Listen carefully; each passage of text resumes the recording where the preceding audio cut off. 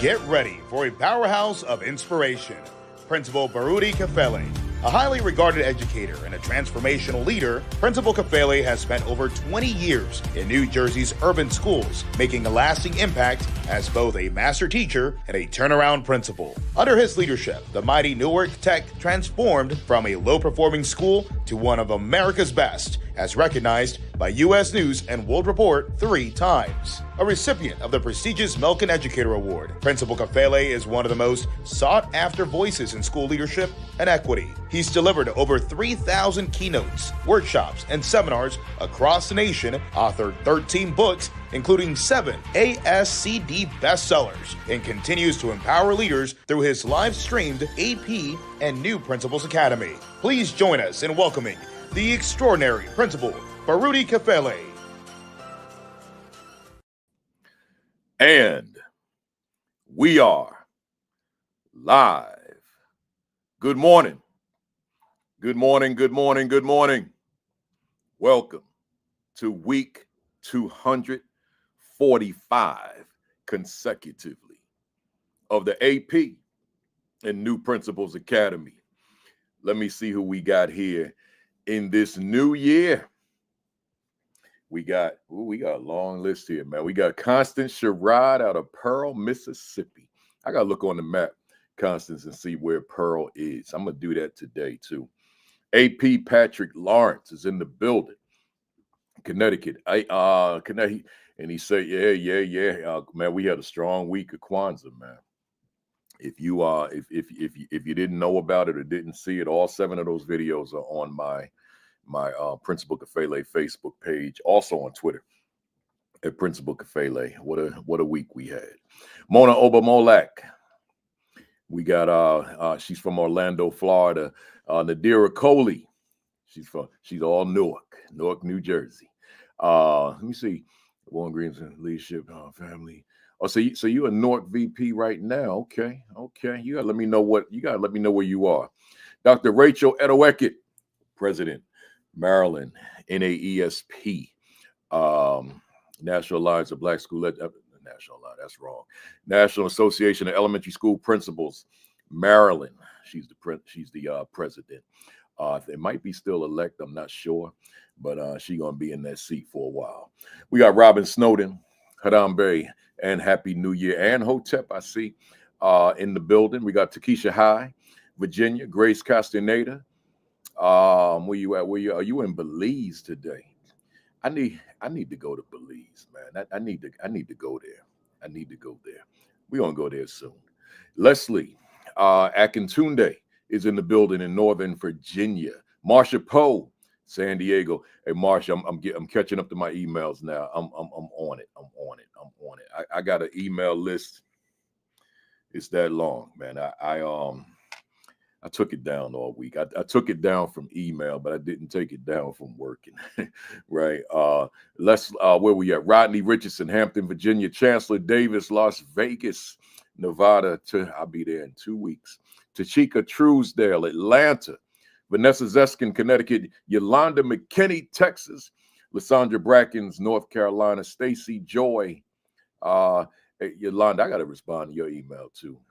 I'll be on it today. I gotta get back in my groove. September, Devon Vance Daniels is in the building. Jasmine Harris is out in Cali.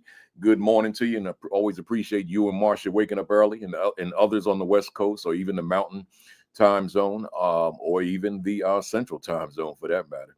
Where we at? Melissa Jones Chunu is in the building. Tulsa, Oklahoma. Kimberly Wilson Daniel, Atlanta, Georgia.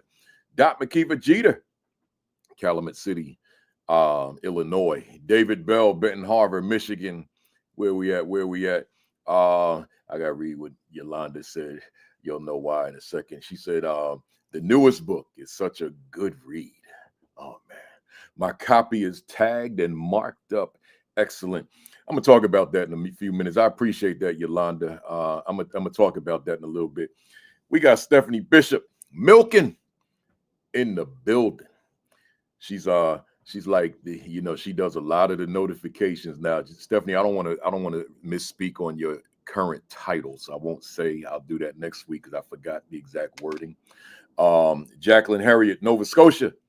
is in the building. I was talking to some other Nova Scotia folks yesterday, Jacqueline. I'll be out there in your hood in August in a different district in Nova Scotia.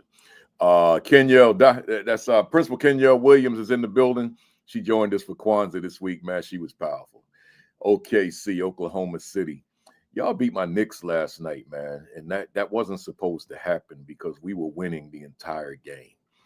And then y'all had that late spurt and we lost. Oh, I was disappointed. Rod Laws, Hotep in Harambe, Greenville, North Carolina. Dr. Demetrius Scott's in the building. Stephen Johnson, Detroit's in the building. Ronald Pugh, Cedar Hill, Texas. I'm getting ready to wrap it up, y'all. We got a lot to cover today. Where we at?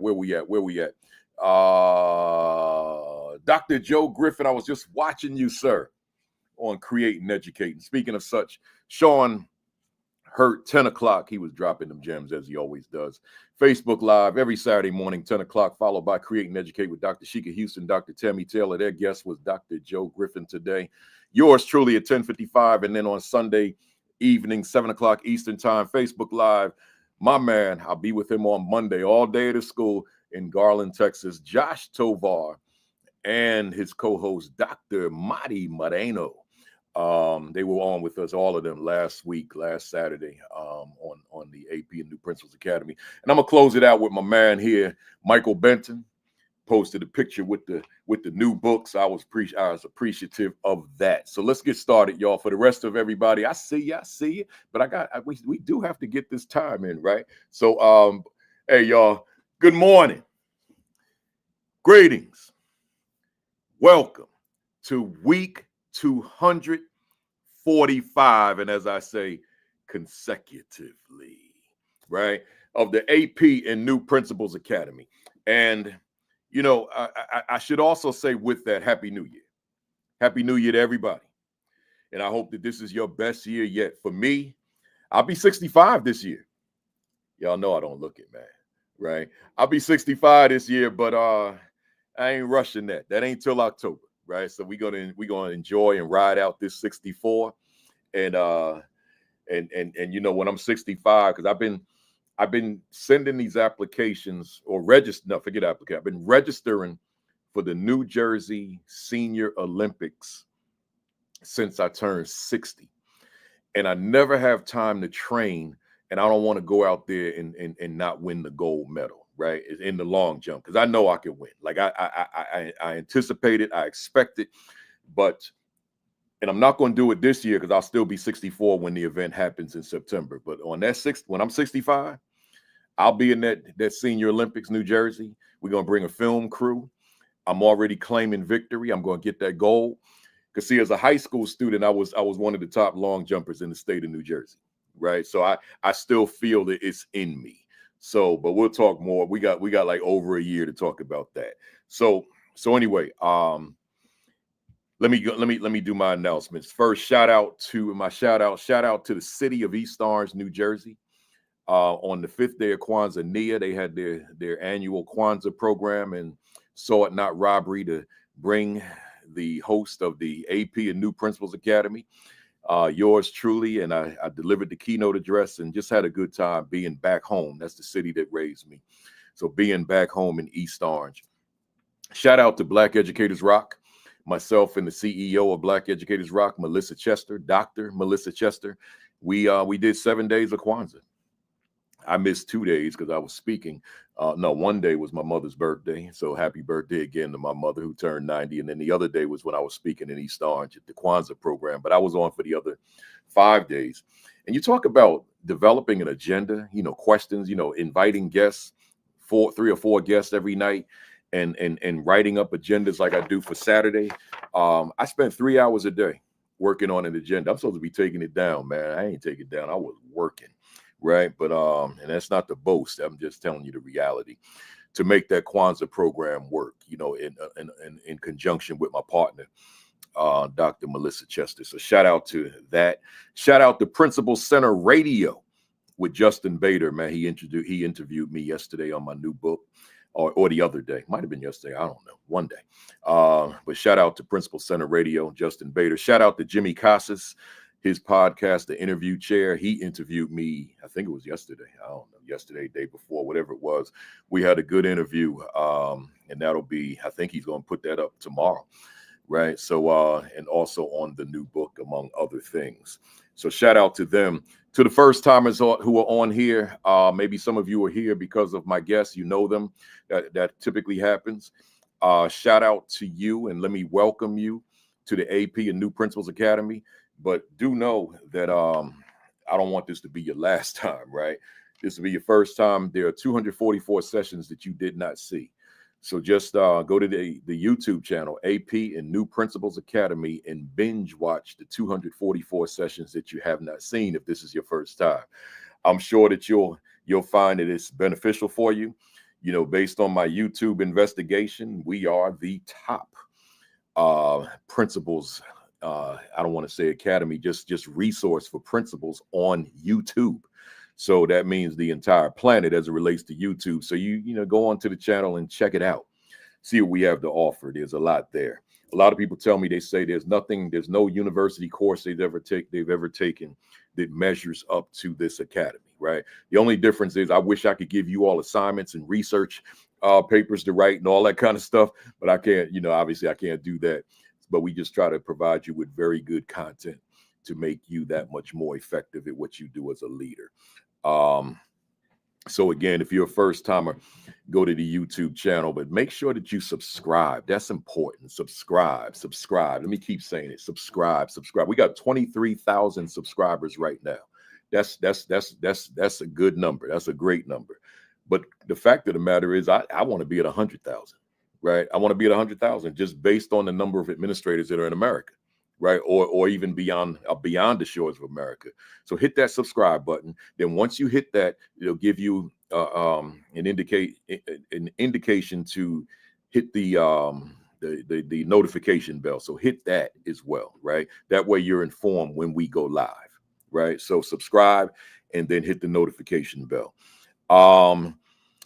Midweek Fire on YouTube. I'm back to doing it, although I haven't done it in 2 weeks, but I will be doing it this week. That's my little short 60-second videos just to keep that fire blazing with the folks that tune into that. So just be on the lookout for that. Those are on YouTube, but I post them on my other platforms.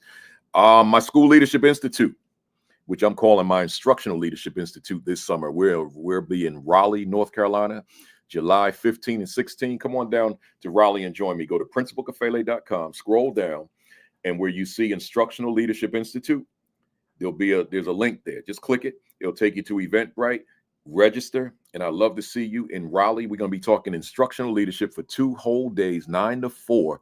I just need you to be in the house. You get a free copy of my new book, What is My Value Instructionally to the Teachers I Supervise. Everybody gets a free copy, but the first 50 registrants will also get a copy of the Principal 50, one of my older books. So go on and register. Go to principalcafele.com, click the link on the homepage, and then I'll see you in Raleigh, North Carolina, July 15 and 16, all day long, both days. Speaking of my book, there it is. What is my value instructionally to the teachers I supervise? This was released December 16. There were some shipping issues with Amazon in terms of them receiving their shipment from my publisher, ASCD. So the wait time was a little long, but it didn't impact the ranking of the book. As I speak right now, this is the #1 book on Amazon in administration. It's been #1 all week, right? So that's a blessing. That's all I could do is say praise God. But I also had to thank so many of you.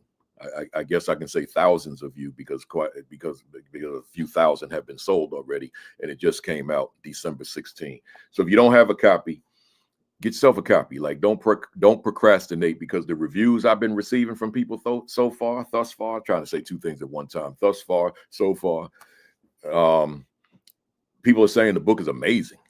Right? People are saying, oh my God, that type of thing. So get yourself a copy of this book. It's not a long read. It's 152 words. Those of you that know my work, that I write as I speak, so I keep it real simple. So just get yourself a copy. Get yourself 2 copies. Get one for you and one for a colleague. If you're a principal, get it for the whole team, right? But get yourself a copy. But again, if you register for the conference, you're going to get a copy. So then you get yourself a copy and give that to somebody else that could use it or benefit from it. We're talking instructional leadership from the first word in this book until the last word. That's what it's about. What is my value instructionally to the teachers I supervise? Where we at? That's it. Let me go to my monologue, and then we're gonna bring up the guest. My monologue is a little bit different. I don't have a whole lot I want to say, but then I've said that before and wound up doing a whole sermon. But I don't want to say too much. I want to starting today. We call this Milken January. What does that mean? For those of you that don't know what the Milken Awards are, the Milken Awards, it's an award that you cannot apply for at all. It's an award where the Milken Foundation, they find you. They find educators. Like we're literally going through our lives, minding our businesses, teaching in our classrooms, leading our schools, counseling, whatever it is we do. And all of a sudden, this big assembly drops on you, and you don't even know it's for you. So you sitting in an assembly. There's a ruse, like they'll have something going on. Like in my case, the commissioner of education was there to speak. And I'm like, okay, what is the big deal? I'm sitting on the day. It's like, what is the big deal? And then all of a sudden, I get this award called the Milken Award. So just the award itself is prestigious, but then it comes with money, a check for $25,000 just for being you as an educator. And then there's this big forum for a weekend, and that's in LA most of the time. Sometimes it's in other places, but it's just a big deal where all the recipients come together, and usually it's roughly 50 a year. It could be a little bit less, a little bit more, but if I round it either up or down, about 50 a year, and we come together. And I've been blessed to come every year since I won this in 2009, December 1st, 2009. I've been blessed to be invited to come back and speak to the new class. So I've been to all those forums except for the pandemic years, So I want to show you a video. I've shown it a long time ago, but I want to show you a video of when I received mine. So take a look. Let me make sure I click the right one here. Milken notification. There we go.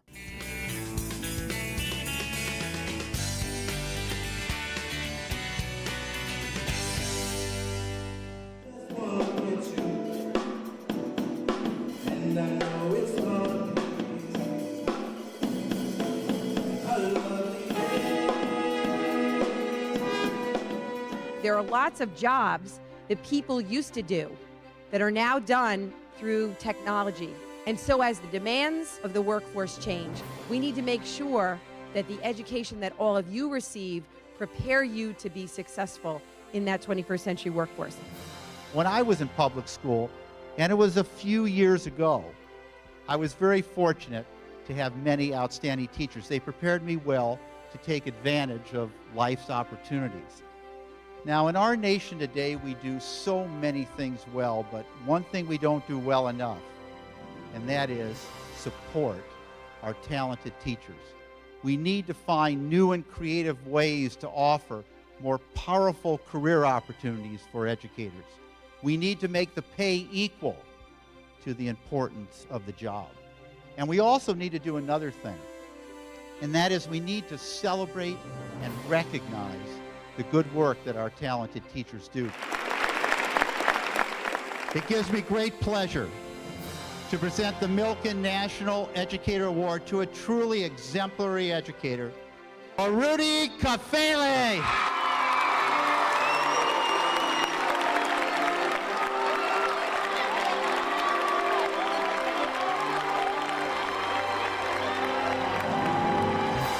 Principal Cafelli cares about these young people, and I see all the hard work that he puts in and how he inspires the educators to do their job. We have champions all over this city, from the North Ward to the South, East to West, and in the Central. And today we celebrate one of the heroes of our hometown. I give him my thanks. I give him my gratitude. I give him my love. One more thank you to our great principal. I'm proud to be the principal of this school. It is a blessing to be principal. I am blessed to receive this award. And again, Mr. Milken, I thank you from the bottom of my heart.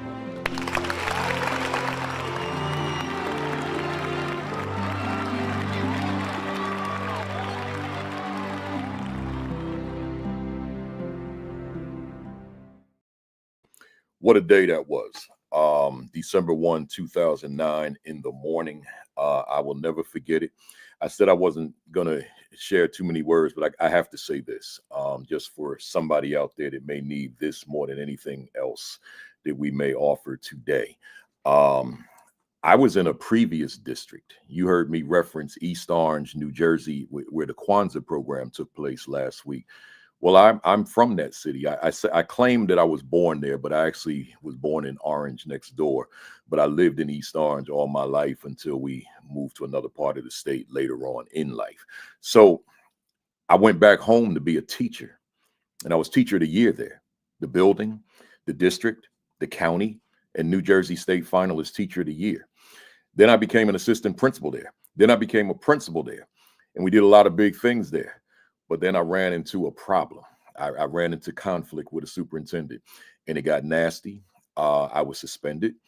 I had a termination hearing, not because I did anything wrong. It was because I advocated for my students. I fought for them. I did not agree with my superintendent's position, his policies in terms of how it related to my school. So we clashed. I was not going to accept it. Sometimes you got to stand on principle, right? So I wasn't willing to accept it. And for not accepting it and for confronting him, I was suspended. That's okay. And then I had a termination hearing. But because of the way I positioned myself as a leader, and I know I talked about this last week in a different context, I had a whole city that had my back, a whole city. But beyond the city, I had different segments of the state and other states. So when my hearing came, it was hundreds of people too many to fit in the room. In the boardroom. That was the level of support I had. So the board voted unanimously 7-0 that I did absolutely nothing wrong. I didn't do anything wrong. Sometimes you got to take a position, even if there are consequences, but that's for a whole different discussion. I took a position, and my position is I'm standing for these kids because what's coming down the pike for them is detrimental to their growth and development. So I took a position. Most of these books you see behind me, and I feel like I'm preaching now, but most of these books you see behind me, these are history books. I'll say about and you can't even see them all because they're not all on camera, but most of them are history books. They're African-American history books. The reason that the people that we read about are in these books are because these are people who went against the grain. And if they didn't go against the grain, we wouldn't know they were born. So these are people who went against the grain. So if I'm going to spend all those years reading all these books about all these phenomenal people who went against the grain, who am I to go with the grain when the grain ain't right? So I went against the grain and paid a price. I was all over the television news. I was all over the radio news. I was all over the headlines in the newspapers. But when that board meeting occurred, they said, you did nothing wrong. They voted 7-0. Report to work tomorrow. Well, let me tell you something. I went back to work, but I was never happy again. Not after all that. So another district recruited me, Essex County Vocational Schools, Newark Tech, and they recruited me heavily because I wasn't willing to leave my city. I wear my city on my sleeve, East Orange. But they recruited me so heavy that I said, okay, I'll go down there. So I had a reset on my leadership. And in that reset, 5 years after going to that school, that notification you just saw, that Milken Award, that happened. See, so my interpretation of that was, and I'll give this to, because I'm sure there's somebody that's going to receive this the way that I intended. My interpretation of that was, God said, I got something big for you, but I need to put you through some mud first. I need to see what you're made out of. I need to see what you're built of. I need to see what you can endure. So I didn't know he had the world for me, right?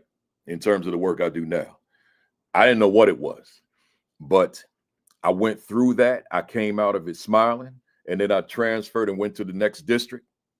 And 5 years later, December 1st, 2009, Mr. Lowell Milken is in my gymnasium giving me an award called the Milken Award. That opened up a lot of doors. So I'm saying that to say to somebody out there, sometimes you need a reset. Sometimes you need a change of scenery. Sometimes you got to transition. Sometimes you got to pivot. sometimes the place that you're in, you can't fully blossom there. Sometimes you need to be somewhere different where you're gonna really blossom. I couldn't fully blossom in East Orange. I know that. Milken would have never found me in East Orange. I had to go somewhere else where the fullness of me can come out. See, I'm teaching, I'm talking to somebody. That's why I'm staying on here a little bit longer than I planned. Somebody on this call right now, you right here, and you might feel that you at the top of your game. But I'm gonna tell you right now, you might not be. The top of your game might be beyond my roof. But you don't realize that because you in it. You in it right now. So you might need to vacate that. And I'm not trying to encourage somebody to leave their job, but you may need to find something else that allows you to fully bloom, baby, to fully blossom. Aspects of you that you don't even know you have. And I'm gonna tell you, when I got to North Tech, Essex County Vocational Tech, things that I was doing, things about me, I didn't know I had. I had to get into that different environment to figure that out. Because that environment that I was in, because it was home, because it produced me, I felt like that's the only place for me. So I went somewhere where I didn't know anybody. When I'm in East Orange, I'm home, man. I know that city. Ain't a street in that city I don't know. So now I go to a different place. I don't know it. I mean, it's Newark. I know Newark is next to East Orange, but I don't know Newark, if that makes sense to you. I ain't never lived there. I ain't never hung there. Nothing. I don't know it like that. So, but when I got there, oh man. And then somehow the Milken Foundation found me, right? So my final word to somebody out there, let me get a little closer to my camera so I could talk right to you, baby. Maybe there's a place out there where you can fully be yourself. I was me in Essex County, where you can fully develop and become that much more effective at what you do. If you're in a place now and you're not happy, it's like being in a relationship. You're going to be in a relationship with somebody and you ain't happy, but you staying. It's time to exit and find a new one. Well, I was in a relationship. I grew up in that city. I taught in that city. I led in that city. But that relationship ran its course. It was time for a new boo. And that was at school. I see you, Aisha. And that was their school. And I've been riding ever since, man. This honeymoon ain't end yet. See, that's how we worked. I see you, Hailey. This honeymoon ain't end yet. And in case not to confuse with my wife, that honeymoon ain't end either. And we've been together for 40 years. I'm still on a honeymoon, man. Hey, y'all, let me stop, man. Let me get my guest up here before I take this thing in a different direction, right? Let me get my guest up here, man. Here they go. We got Milken. We got my Milken sisters in the building. Hey, y'all, good morning to you. How you doing? Good morning. Good morning. Good morning. I know y'all sitting back there. Where he going with this, man? Are we ever gonna get on, man? I was enjoying the story, Principal Kafele.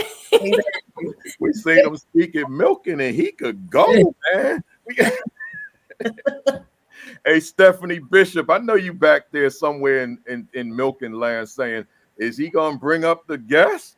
Right, let's go. Hey, y'all, I got 3 Milken guests. We got Hailey Couch. I'm gonna read their bios. 2018. You know, we tend to associate ourselves with the year that we received the Milken. So Hailey is 18. Principal Kendra Randle is 23, meaning 2023. Principal Asia Cunningham is also 2023. So we tend to associate ourselves with those years. So when we're in Milken places, I'm Baruti Kafele 09. Right. So that's how that works, right? So let me share with you Hailey Couch. out of Oklahoma City. Currently serves as district elementary. I'm gonna read fast, y'all, because they got a lot of accomplishments here. Serves as a district elementary instructional coach for Norman Public Schools located in Norman, Oklahoma. She previously taught kindergarten and second grade and was an instructional coach for the Oklahoma State Department of Education. Hailey obtained a bachelor's degree in early childhood education from the Oklahoma City University in 2013, followed by a master's degree in educational administration, curriculum supervision from the University of Oklahoma in 2021. Hailey was honored with the National Milken Educator Award in 2018, was also named Teacher of the Year during the same academic year. She's co-founder of the Activating Milken Educators Project, creating connections to inspire future educators in Oklahoma, aimed at supporting pre-service and early career teachers and enhancing teacher retention in the state. Earlier in her career, Hailey was selected to be part of a small group of Oklahoma educators to travel to China and visited various schools while immersing herself in the local culture. In 2021, Hailey aided in the creation of the Oklahoma Play to Learn Act bill, and State Representative Jacob Rosecrans and fellow early childhood educators and advocates. This piece of legislation permits educators to create play-based learning opportunities in the realm of movement, creative expression, exploration, and dramatic play. During the pandemic, she created Couch Corner and read to hundreds of children and their families. There might be someone out there that wants to learn more about that play-based learning opportunity. So in the middle and at the end, we'll give that contact information. As instructional coach at Norman Public Schools, she emphasizes continuous improvement and lifelong learning, engaging in coaching and discussions that prioritize instructional strategies and classroom management, thereby enhancing and impacting student achievement throughout the district. Hailey provides extensive support and professional development opportunities, ensuring continuous growth in instruction and learning. She is instrumental in the planning of NPS New Teacher Academy, which is a week of professional development tailored to new educators covering crucial topics such as classroom and behavioral management, establishing classroom procedures and expectations, and other pertinent subjects for beginners in the profession of education. She also leads the educators. She also leads the Norman Educator Exchange Professional Development Initiative within NPS, where educators have the opportunity to collaborate and learn from one another on various topics. A lifelong learner, Hailey is dedicated to her professional growth and passionately advocates for educators, students, developmentally appropriate practices, and public education. That is Hailey Elaine Couch. That's a lot, but y'all, I want y'all to know who you're listening to. Asia Cunningham, Principal Asia Cunningham, is an innovative and dedicated instructional leader serving as the principal of Pearsontown Elementary. With a passion for fostering a nurturing and empowering learning environment, Asia is committed to ensuring that every student receives a high-quality education that prepares them for success in an ever-changing world. As CEO of Credible, am I saying it right? Incredible. Yeah, okay. Leadership LLC. Asia brings a wealth of experience and expertise to her role with instructional assistant, teacher, coach, mentor, and assistant principal. Asia is known for her visionary leadership and collaborative approach. She works closely with teachers, staff, students, and parents to create a school culture that celebrates diversity, promotes inclusivity, and fosters a love for learning. Under Asia's guidance, Pearsontown has seen remarkable growth and achievement, with students thriving academically, socially, and emotionally. Through innovative curriculum initiatives, personalized learning opportunities, and a focus on holistic development, Asia is dedicated to unlocking the potential of every student and empowering them to reach their goals. This North Carolina Central University graduate, HBCU, focuses beyond her role within the school community. Asia is actively involved in educational advocacy and community engagement efforts. She believes in the power of education to transform lives and is committed to advocating for equitable access to resources and opportunities for all students. Finally, Asia Lanique Cunningham is more than just a school principal. She's a visionary leader, a champion for students, and a driving force for positive change in the field of education. Her dedication to education has received national recognition, including her most recent Milken Educator Award. Through her leadership, she continues to inspire and empower the next generation of learners to dream big and achieve their fullest potential. And we got one more, last but certainly not least. We got Principal Kendra L. Randle. Ooh, them numbers are climbing, y'all. Keep on hitting that share button. Keep hitting that retweet post. Repost, and also make sure you tag somebody and hit that like button. Even if you don't like it anyway. Activate them algorithms. Kendra L. Randle is an experienced educator and school leader, currently serving as the K-8 executive principal at Adelante. Did I do that right? You got it right. Schools overseeing I'm probably gonna mess this up. Donnan Elementary and Middle School in Indianapolis, Indiana. With 12 years of experience in the field of education, she has a proven track record of creating positive student-centered learning environments. Having spent 7 years teaching in both Indianapolis and Memphis across both public and charter schools, she brings a broad and diverse perspective to education. Her experience in the classroom, combined with 5 years in school leadership, has shaped her passion for fostering academic excellence, personal growth, and building authentic relationships with students, staff, and families. A passionate advocate for coaching, teachers, and leaders, she believes in empowering others to reach their full potential and drive transformative change in education. She earned a bachelor's degree in elementary ed from Kentucky State University and a master's in education. That's a HBCU too as well, right? That is one of 2 in Kentucky, in the state of Kentucky. Yes, sir. And a master's in education from Union University. This combination of classroom expertise and leadership skills has equipped her to build strong teams, empower educators, and create equitable opportunities for students. In 2023, Randle was honored as a Milken Educator Awardee, recognizing her dedication to innovation and excellence in education. Passionate about giving every scholar access to opportunities both in the classroom and beyond, she encourages students to explore the world around them and prepare for future success. Finally, a proud member of Alpha Kappa Alpha Sorority Incorporated, she is equally dedicated to making an impact in her community. In her me time, she enjoys performing in local musical theater shows, shopping, dining solo. That's like me. Dining solo at her favorite restaurants and spending quality time with her family and friends. She also loves playing with her golden doodle, Maverick Marvin Maurice Randle, who never fails to bring joy to her life. Woo! That's a lot there, y'all, but that's good stuff. Hey, fam, we getting ready to get started, but let me encourage everybody. I see all the AKs on there too. I see y'all. My daughter as well. Hit that share button, y'all. Hit the retweet. Hit the repost.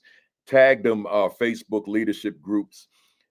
Hit the like button. That's important. Like, as I say every week, hit that like button, because that's what we live in, an algorithm world, and algorithms are not confined to computers.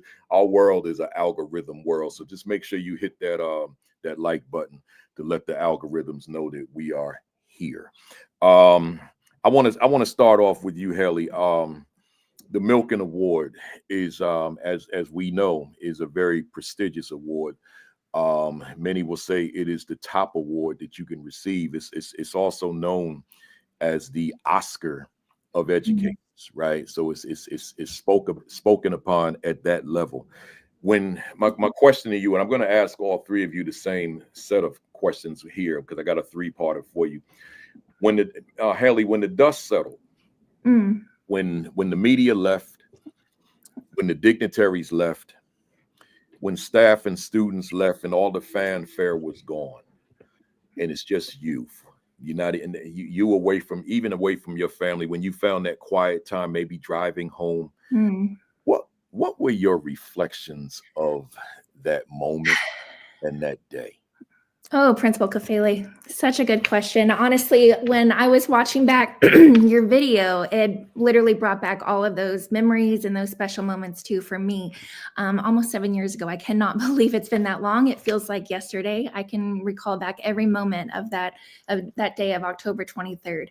When I was alone, I honestly still didn't really process it fully, but I was just beyond grateful. Like you had said, they seek us out. I told Mr. Milken, I said, sir, you have the wrong girl. I don't know who you are. And I called him Mr. Milken. I had no idea. And I was just beyond grateful. And honestly, I just thought immediately about my students and that I do this work for my students. At the time, I was a kindergarten teacher, and I could not wait to get back into the classroom the next day and to keep that momentum. To quote Dr. Nader Twal, take that moment and turn it into momentum. And that's what I chose to do. I saw an opportunity to use my voice. But really, though, that first moment, I just wanted to talk to my mom. And we lost my mom to cancer back in 2007. And so when I was in my car that day, I just talked to her and I let out all the emotions and I just started crying and just expressed my gratitude and thanked her for giving me that strength every day that she does. Wow. Yeah. And even though it was a while ago, continued condolence, because I know that that's something that will never leave you. Yeah. Thank yeah. you. So you answered a part of my second question, because I was going to ask you, were you aware of the Milken Award, and thereby had you envisioned yourself being a recipient of it? But I'm going to tweak that question now and ask you, had you ever envisioned yourself receiving something comparable to, if there is anything comparable to it, a Milken Award? I honestly did not. I never did have that thought of, oh yeah, I am going to teach and I'm going to win some big award and that's my why. That is absolutely not my why. My why was for those children that I taught every single day. And I think that goes about all teachers and all educators, whatever your role is, whatever your position is that it is not to be recognized. It is to close your doors of your school, of your classroom, and to do what you do and to do what you do best and to love those kids and to pour into those students. If you're a principal, to pour into your teachers, resulting in pouring into those kiddos. And so, no, sir, I never envisioned that. Honestly, that moment when he said, okay, someone in this school at Madison Elementary in Little Norman, Oklahoma is going to win $25,000. I was looking around the gym thinking, wow, it could be her. It could be her. It could be him. I'd never thought in my wildest dreams. Sitting there, if anybody caught the glimpse of me in that video, I'm looking very mad. I'm angry. And my facial expression expressed what I was feeling, because in my mind, why are we in this gym when we could be in the class learning? Right. So I'm sitting there mad and I'm thinking about keeping my kids in the gym to let them know how mad I am, because that's the way out. That's just my unorthodox style of leading a school. Maybe that's why I got into trouble earlier. But yes, I was like, I'm gonna keep them in here and express myself. So then when Lowell said me, it became this, right? This is from that day. So it's like I put my head down and put my arm, and I got tears flowing. I'm happy. I'm confused. I'm thinking about what I went through 5 years prior. I got all that going on in this short moment that I'm so glad somebody captured this for me. So yeah. So let me ask the same exact question to Principal Cunningham. And since you got that title of principal, I'm just going to call you that. I almost was going to call you instructional coach Hailey, but I said that would be a bit much. I know nobody calls you that, right? So Principal Cunningham, I'm gonna go back and forth between Principal Cunningham and Asia, and same thing with Randle. But same question. Once the media was gone, the dignitaries are gone, the fanfare is gone, and now it's just you. What were your reflections of that moment and that day? Yeah, good question. I like Hailey. I'm very spiritual, right? So I think about my ride home after that day and my connection and talking with God about just life, right? Like I lost my parents early, so I raised my siblings. And I entered education as a way to create better pathways for students and scholars that are struggling. They're struggling with connecting with their teachers. They're struggling with learning the content. And so when you make a choice to do something, you don't always know. And initially, I didn't know that was my calling. I was being called to do that thing. And so I feel like God was speaking to me that day, like, you struggled enough and people see you. They see you. They see the work that you're doing. And so I could smell my mom in that moment. It was almost like she was there. And so it just, for me, when it was quiet, it reminded me that the work I'm doing has purpose. I have value. And regardless to how everyone around you may be feeling about what you're doing, you are on the right track and people see you. And so for me, that quietness was my time with God, to thank him for his grace that surpasses all the understanding that I have daily. Yeah. I felt the same way, you know, in that moment in the picture for sure. And then that drive home, but looking forward to getting home to the fam to express it more so as well. Good stuff. So were you aware of the Milken Award? I was. So I had a colleague in Wake County who received it. And so, yeah, I was aware. I had seen it. I just did not know that I would be planning the opportunity for myself that day. When Stephanie came into the school, she was like walking around, like taking me through the building, like, okay, we need to put this here, put this here. So planning your own reception as a principal, that was different. She got me. You definitely didn't see it coming when she was there. Yeah, good stuff. So and then lastly, you answered the questions. Let me go to Principal Randle. Same question. When the dust settled, the cameras are gone, the dignitaries are gone. What were your reflections of that moment? To be completely honest, I was very shocked. I was so confused. I didn't know what was going on. And to kind of answer one of the questions you'll ask later, I had no idea what the Milken Award was. I had never heard of it before. So I was trying to process like what was happening. So I was in shock. I was confused. And I will also say that this is something I'm currently working on, but I was also in a state of, I don't deserve this. There's so many people in this room, so many of my teachers that work so hard, so many other administrators that work so hard that deserve this. And I was like, why is this happening to me?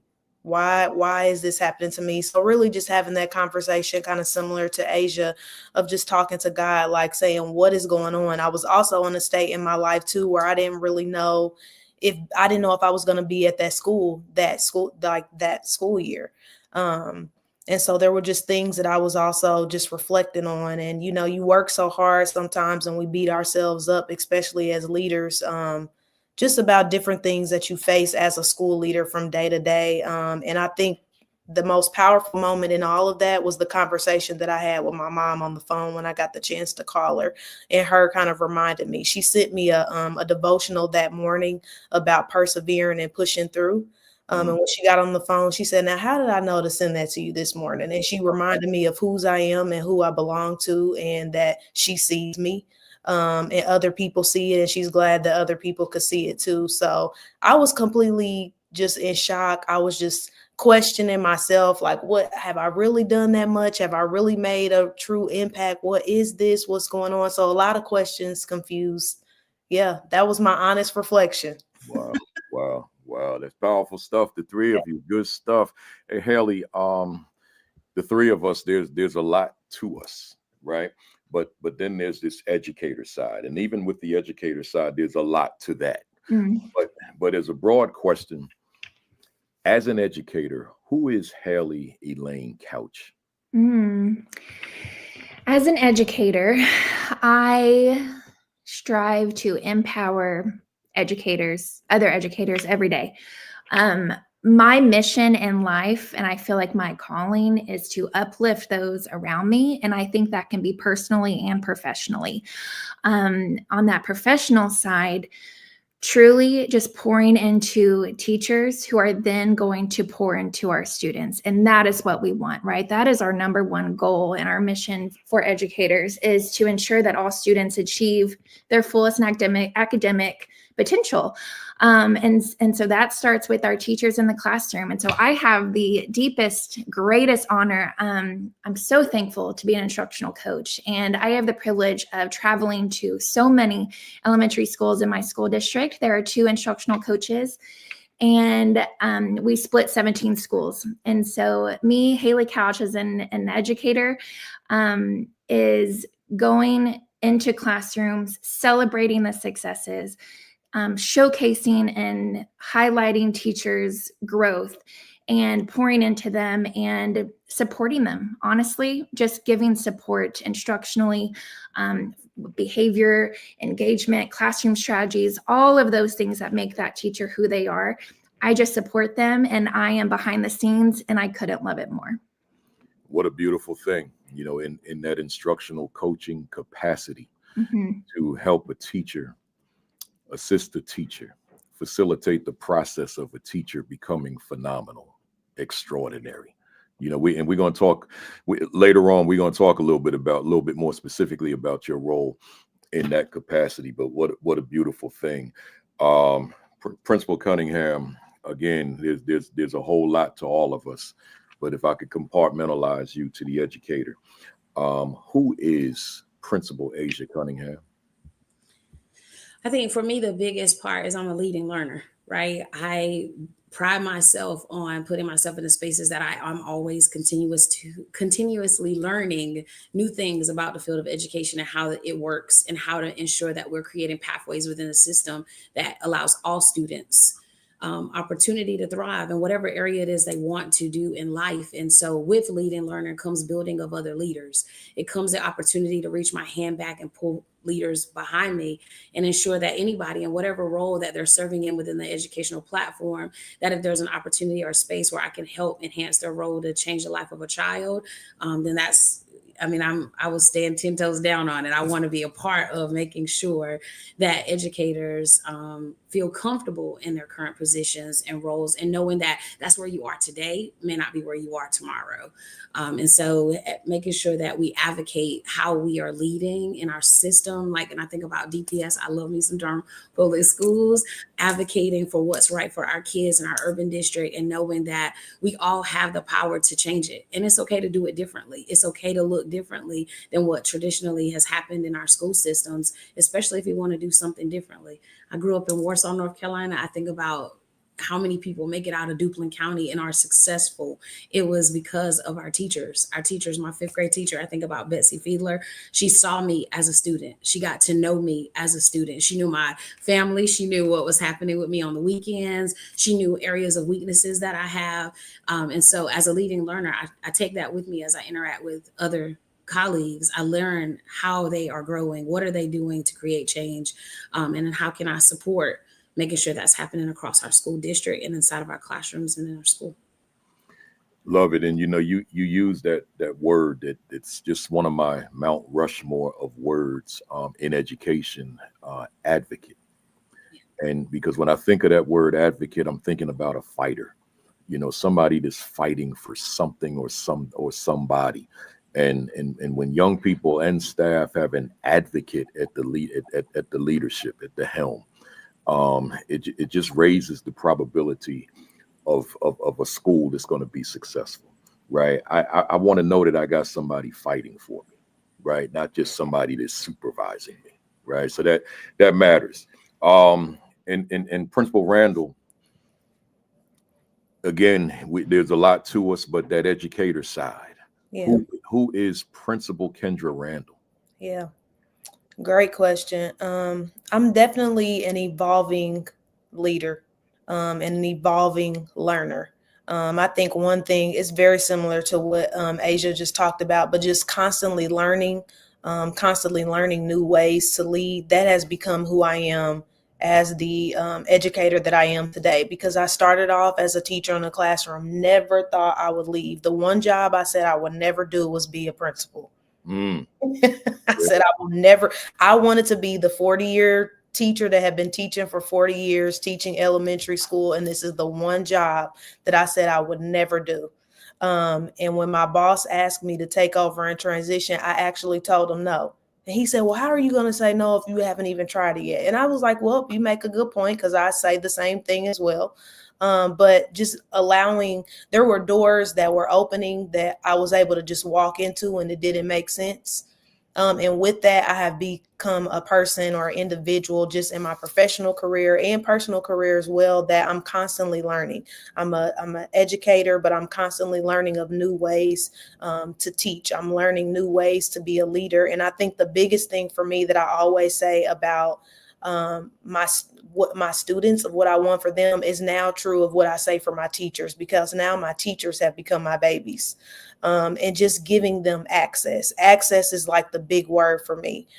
Giving students access, but also developing and helping teachers to develop their potential and how they want to grow and how they want to increase their capacity within the classroom. So it has become me now learning how to open doors for other people and give other people access so that they can then impact more students and scholars, constantly learning.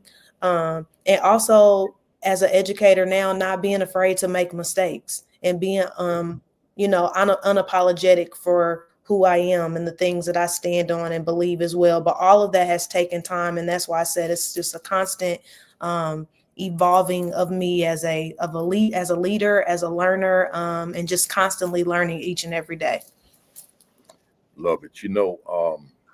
When I think back on my career, teacher, principal, and even, I'm still in the midst of what I do now as a speaker consultant. But what I reflect back on most, and this, you triggered this thought. I think about my teaching days. And I tend to talk about my teaching days more than I do my leadership days, because it's funny. I can literally see every class I taught. I can see all those kids' faces because we were in the room together for 180 days. Whereas as a school, I see them, but it's not as intimate, right? So, but with those young people, especially when I was self-contained, same kids, right? And then I had an opportunity to see some former students doing Kwanzaa, and it's just a beautiful thing to see them. But yeah, it's my teaching days that matter most. I miss those days.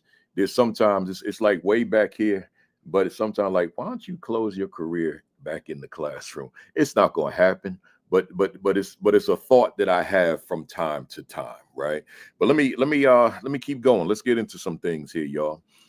Hailey, you in your role of instructional coach, you're instrumental in, as I read in the bio, the Norman Public Schools Professional Development Week for new teachers.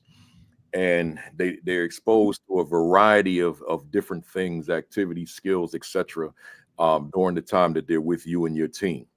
But the reality is, on average, up to 50% of new teachers leave the profession within their first 5 years.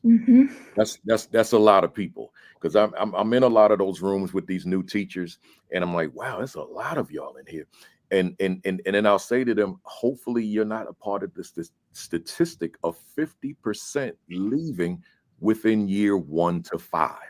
So with that said, what are your thoughts, Hailey, on what can be done outside of raising salary, because we don't have that control, right? But what is it that can be done to keep a teacher in the profession? Doesn't necessarily have to be in the classroom for an entire career, but in the profession, as opposed to leaving out of frustration and discouragement.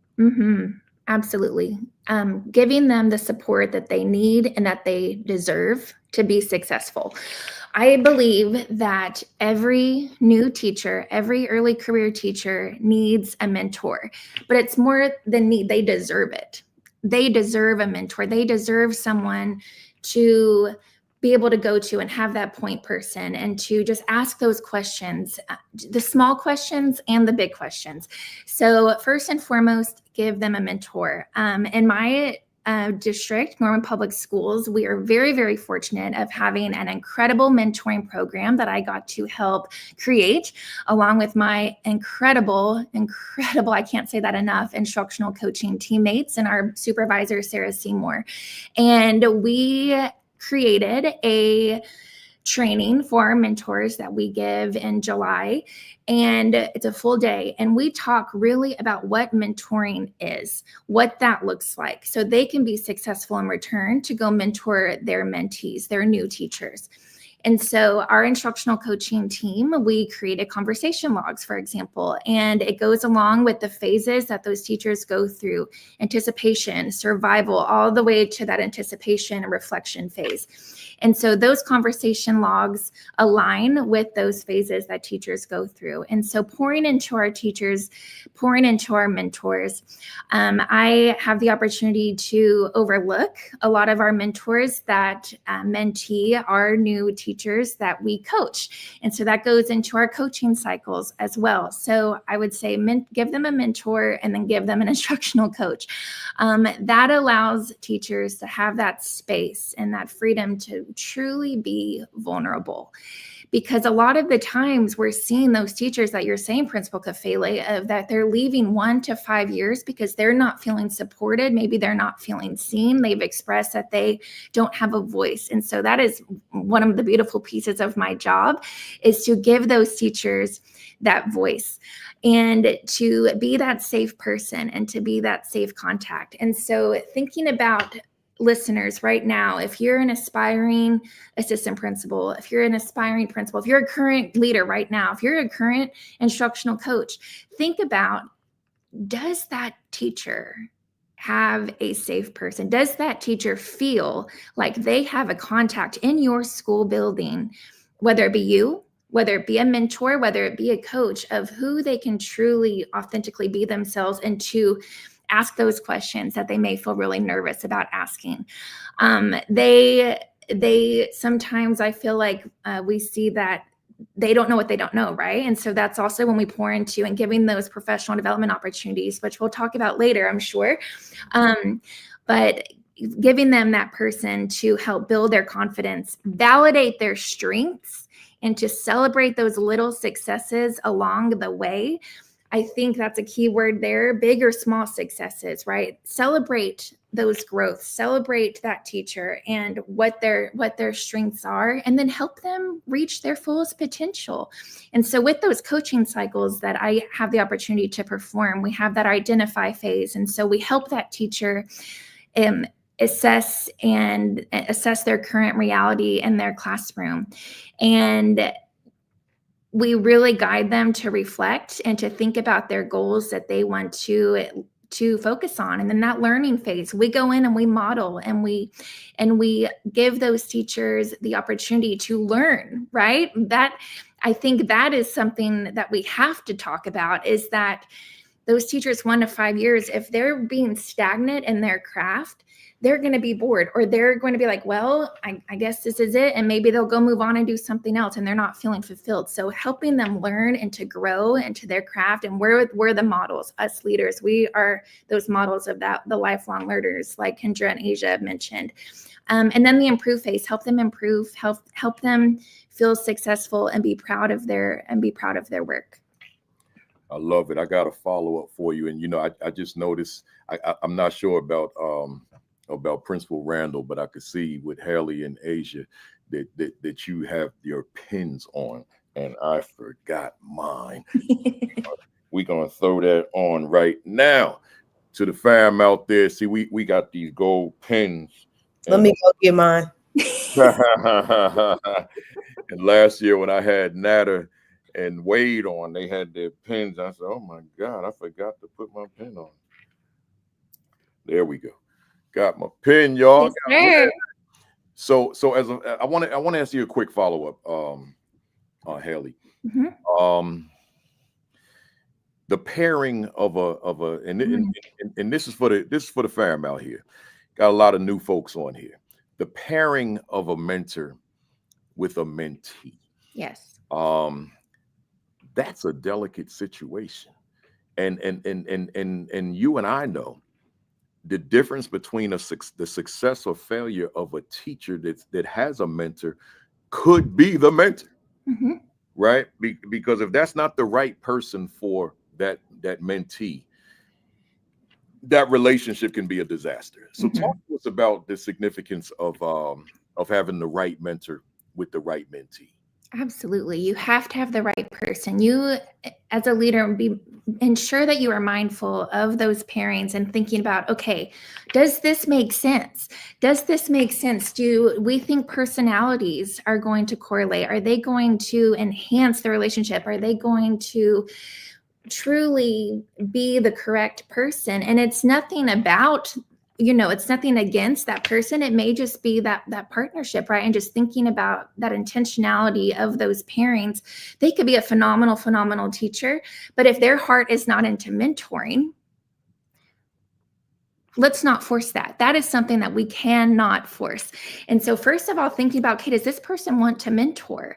Is their heart in it? Do they have the time? Do they have the capacity? Do they have the availability to truly mentor? And thinking about also what that looks like. I talked a little bit about that mentor training, ensuring that the mentor does feel well equipped and that they feel confident in mentoring as well. And so I want to say this, be mindful of the person that is mentoring does not necessarily have to be a teammate, correct, of that teacher. So if there is maybe a smaller team, it's only 2 people or 3 people, and there are 2 veterans and there's a new teacher, and those 2 veterans maybe have taught 30 years, they have mentored for 20 years, and they said, no, thank you. I don't think at this time that is something I would like to focus on. That's okay. We're not going to force it. We're going to go to another teacher leader in the building.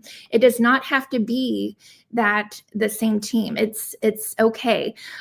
So just, I think that main point of don't feel constricted that it has to be one person, because then it may just turn into checking a box, right? Just checking the box. Oh, we met.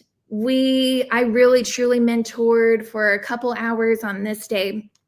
But what did that look like? Was it a check the box or was it true mentorship? Love it. Love it.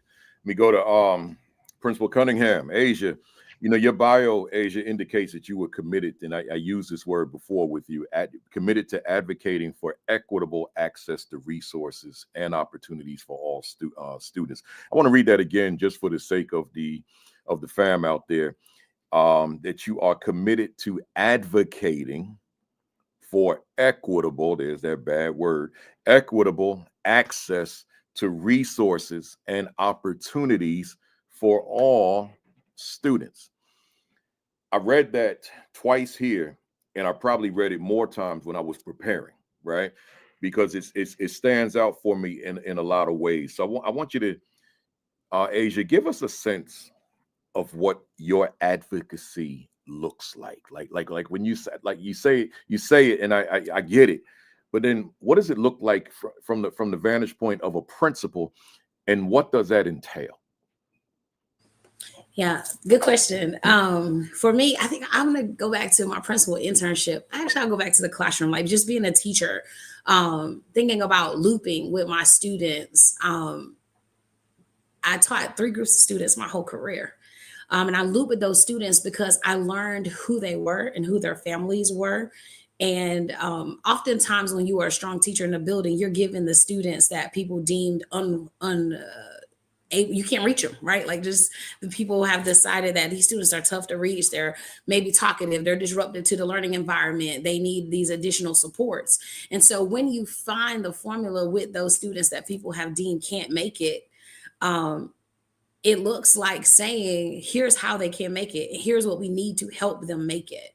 And for me, that's kind of where it started, that advocacy for, hey, you've given me this group of 22 kids. Of this 22, 19 of them are not proficient. They came in not even being able to read, right? And so how do we then take those students, give them the small group instructional supports they need, engage their families in what they need, and then watch them grow? Right. And so having loop with a group of first graders to second grade to third, and then a 4-5 combo, for me, it was about every step of the way. If we create the opportunity for them and we expose them to what's happening around them, because sometimes in those spaces, those kids with behaviors, we put them in a corner. They're not getting the exposure, right? They're not being seen as the true advanced learner they may be, right? The giftedness in them is not being nurtured. And so for me as a teacher, my advocacy started when the teacher walks over to you and they say, oh, well, so-and-so, they're bad. I won't have that problem with that kid, right? and let me model it for you, for what it means to truly build a relationship with that scholar and help them to understand, like, you have potential and you can do this. And there's a way to change how people think about you and look at you a different way. I think, and it goes back again to my brother. My brother was in a program where he, SED, they wanted self-contained, didn't want him to graduate for the high school diploma. He had a certificate, but he was brilliant. He was angry. He lost his mom. He held his dad in the backyard, watched him die. And we put him in a box versus creating an opportunity for him that would allow him to be successful. Now he's leading in DOT. He's doing great just because of advocacy and support and working with school leaders in our district to make that happen. And so that advocacy for me has now led into, I became a teacher coach. I was kicking and screaming when Rod Till and Jennifer Hauser came to me like, hey, you need to come out of the classroom, because I love the classroom. I was passionate about teaching those kids. I felt like I could control those outcomes, and I was the sole source of the access to me as a teacher. And so initially, when it was brought to me like, hey, you can't loop with this group to 5th grade, you either got to come out of the classroom or stay in 4th, I was like, man, I do not want to do that. I'm gonna have to look at a whole nother school. But I took the challenge, and they pushed me, right? Like, you can do it. We need your help building other teachers. And so then that became advocacy within teachers. Like, how are you looking at your data? Like, how do you know that kid? There's a book, Street Data. If you don't have it, it's a good source. I would encourage you also to look at it too. But really looking at that child holistically inside of the classroom. And then how are you showing up for them in the classroom daily? What does their family feel about it? No matter where they're coming from, there's small tips and tools that you can give each kid's family to help support that learner inside of that learning environment. And so we talk about involvement versus engagement, right? Parents being involved, right? They're knowing and understanding, but engaged, they're a part of the process. Now, as I moved into the assistant principal role, I had the opportunity to be on a task force to transform one of the lowest performing schools in our district. The state wanted to take it over. And again, that same drive, I think I was more passionate in that role of ensuring that school came out of low performance statuses, because those students, when you're in a 98% free and reduced lunch school, right? Sometimes there's a stigma that comes with that. We don't really think about those children as people. And we think about, we need to get the test score.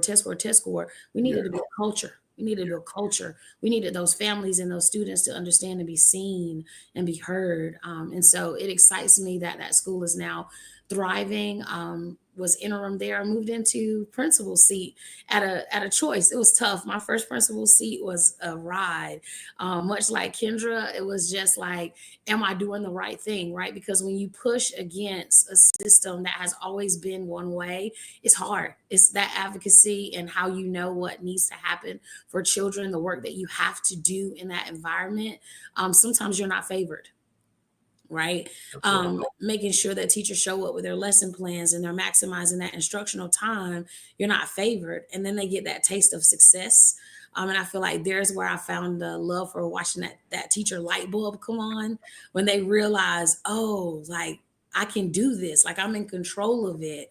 I became hungry for it. Right. And I became hungry for making sure that there's professional development, right? Because we can't expect them to be instructional leaders without ensuring quality training to be an instructional leader is taking place for them. So how things are rolled out in our schools, I'm very strategic as a principal about timing, how we invest it, and my engagement in it, right? Like, I'm a part of that POC. I'm leading. I'll go teach in a classroom, right? If I need to model it for teachers.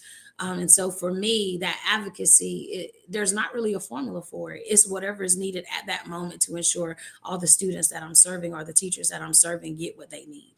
Love it.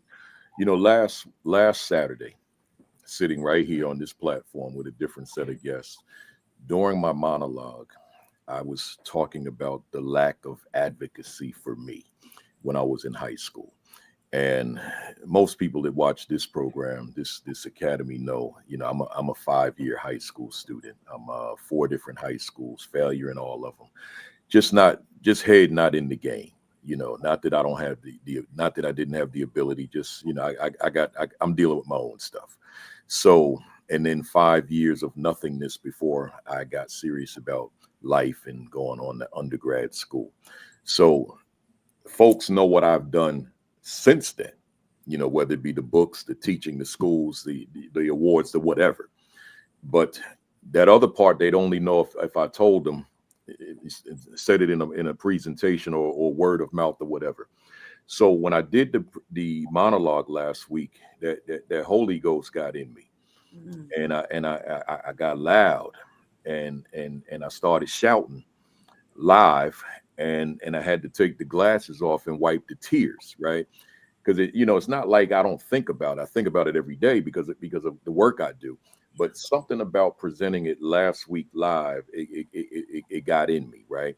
So I'm throwing back at you, Asia. There's a young, and I make this reference all the time. There's a young Principal Kafele sitting in all of our schools. And what I mean by that kid that's doing nothing, that has no ambition, like me, no goals, no dream, no sense of purpose, no vision, no mission, just existing. That's me. That kid is sitting in classrooms all over the country.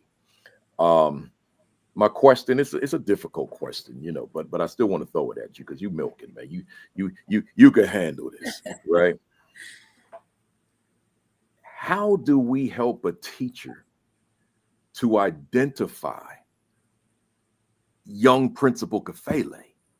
Meaning, and here's what I don't mean. I don't mean identify a student that's apathetic or a student that seemingly doesn't want it. I mean a student that has the potential that I obviously exhibited later on in life. I mean, I got the 14th book out right now, right? So, but no one saw that coming. How do we help a teacher to identify that this kid is not what you think he is? What are your thoughts? Part of my research right now is around perspective, right? I feel like in our classrooms, we are often creating structure and telling teachers what to do without first understanding their perspective. So for me, I have to understand, what is the teacher's belief about the students that they serve, right? Like and I'm very intentional about class list placements. I feel like the same way Hailey was speaking about mentoring and assigning the correct mentor to teachers, we have to be purposeful and intentional about how we assign students and how our classrooms allow all those students to be set up for success. So when I assign a student that I have watched from kindergarten per se, maybe they've had some struggle. They've had some difficulty. I'm intentional about the educators that I sit in front of them, and I'm intentional about studying how they interact with that scholar. Right? Because you are correct. There is a Principal Kafele, Asia Cunningham, in every single classroom. Yeah. She talks a lot. She does the most, right? Like, if you set that student in front of the right educator that has the perspective that every single student in my classroom can learn, and I can take the time to get to know them, I am going to give them leadership opportunities despite what I see on the outside of them, then that is the beginning part. But we first got to understand, what are the educators thinking, right? Students are changing. Our parents, we had the village approach. You got in trouble at school, it went all the way down your street when you got home, right? That's not there. That's not there for kids now, that advocacy piece. And so we have to make sure that the educators have the perspective that they have to learn every student. And for me, we create structures in our building like morning meeting, where everybody in the whole school from 7:45 to 8 o'clock, we're all in a circle. We're engaging with our kids. We're monitoring what's happening. My instructional team, shout out to them. I think they're on the building, my leadership team. We're intentional about our teachers. We're looking constantly at how are our teachers doing, who needs more support. We show up in more spaces, even if it's, hey, I'm going through a divorce, I'm going through a death, whatever it is. We have to also nurture that side of our teachers, because that plays out in how they're impacting our students in our classroom. But it all goes back to studying perspective and then sitting down and spending the time with them to model how to connect with that student that they're struggling with making that connection with. And we got to advocate and hold them accountable for that connection. Sometimes that crucial conversation is tough to have. It's not favorable, but it is a must for the success of all the students in that classroom. I love it. Good stuff. Good stuff. Powerful stuff. To the fam out there, as I transition to Principal Randle, I just want to remind you, you know this, but I just want to remind you, make no mistake about it. There are young Principal Kafeles in your school. meaning youngsters who are not getting it done in real time, but youngsters who have unlimited potential within them. You know, I'm sitting here at the table at my table in my little love seat over here, all throughout the week, just plotting, man, planning what 2025 is going to be and how it's going to be so different from 2024.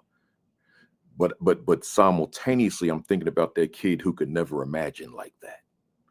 See, you know, I always say, you know, I give a lot of words my own definition. Like I'll see the definition, I say, nah, let me tweak that. I need to make it work for me.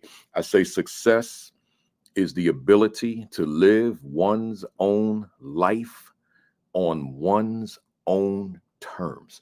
So for me personally, I said, I got to live this life on my terms. And that's what happened with the transition from East Orange to Essex County, as I talked about in the monologue, because I wasn't living it on my terms at that time. I said, I got to live this life on my terms if I'm going to be optimally happy. But I want youngsters to be able to think that way, that I'm going to live my life the way I want to live it. And of course, we're talking about being positive in what you do, right? So with that, let me go to Principal Randle. Your bio, and I'm just going to read this portion, indicates that you are a passionate advocate. See how that word keeps coming up? for coaching teachers and leaders, and that you believe in empowering others to reach their full potential and drive transformative change in education. I want you to talk to us because I use this analogy, Kendra, all the time. I say, you're never going to go to a football game, a basketball game, a baseball game, a hockey game, a soccer game, or any game, and the coaches are not on the sidelines. In baseball, in the dugout. You're never going to see that. You're never going to see the athletes on the field, on the diamond, on the ice, on the court, and they're playing, but the coaches are somewhere in the locker room, right? And therefore, going throughout the course of a game with no coaching. But in the school, I said, but there's a place that we do see that, and we see it in schools frequently, where a teacher can go a whole year uncoached, but seen during evaluation season for about 45 minutes, right? And then we will rate that teacher based on what we saw in the 45 minutes and thereby reward that teacher. And Principal Kafele is victimized by that. So with that said, talk to us about the significance of coaching. But here's what's most critical to the question. How one finds the time to be an effective coach of teachers, and in your case, and leaders. Yeah, that's a great question. Great question. I will say that I have said this for a very long time since I've been in education. The foundation to me, in my opinion, of education is relationship building.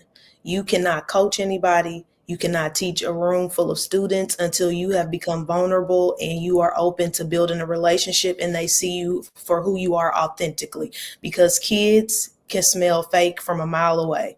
They know it.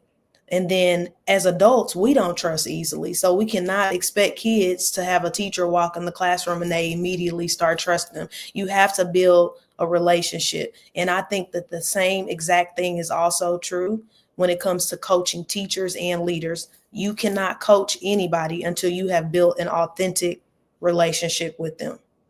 And coaching is, I think coaching leaders, coaching teachers can be one of the most challenging things, because as a coach, you also have to be able to be there for them in their personal life, but you also have to be a good coach when it comes academically, because they're still a person at the end of the day. One thing that I do currently with my teachers, and this comes from just the structure of our organization, so it came from my CEO. But I think, too, you can be given good tools and resources, but if you don't become consistent with them and you don't use them, then the system can break down and it won't work properly. So one thing that we've started is at the top of every single coaching meeting that I have with teachers and that I have with my 2 assistant principals that I also coach, is we look at a mood meter.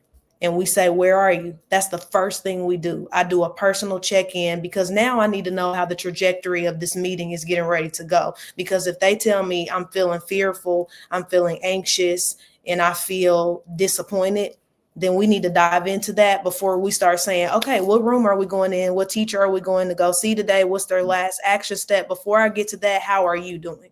And so I think that that is the foundation and the building blocks to being able to coach in the first place. And then you get into your question of how do you make time for this? What does this look like? Now that I've built a strong relationship with this individual and I know what type of ways they need to be coached. I know what things may tick them off. I know what things that they need to hear, but also what is the most important thing that's going to happen in a coaching meeting? What are they doing well? Where are the areas that they need to close gaps? And what is the least invasive and the gap that we can close the quickest, so then we can move to something else in our next meeting. And it's almost like you go from like a waterfall. You start with the thing that's on fire right now. How can we close that gap? And then we go from there. That allows for your times and your meetings. You have a direct focus of exactly what you want to go in. But it starts first with what are you doing well? What are those strengths? And now this is the gap that we want to close. And once we close this, then we can hit this. So it's prioritizing, because like for my teachers, we have about 50 minutes of 50 minutes to almost an hour sometimes to be able to do coaching meetings at our school. Every school I know does not have that type of time with their teachers. So when you are trying to figure out how to effectively coach, first you need to know who you're coaching. And then you need to structure your meetings in a way where you can get the strongest, what is the biggest bang for your buck? Like what in this moment can I help this teacher work on and prepare and fix so that I can go in the next day and I can actually see it come into play. That's not going to take an hour. That's not going to take 45 minutes. And that's when we use like our leadership intuition to try to figure out what is it that we need to work on right now and how can I leverage that in a meeting.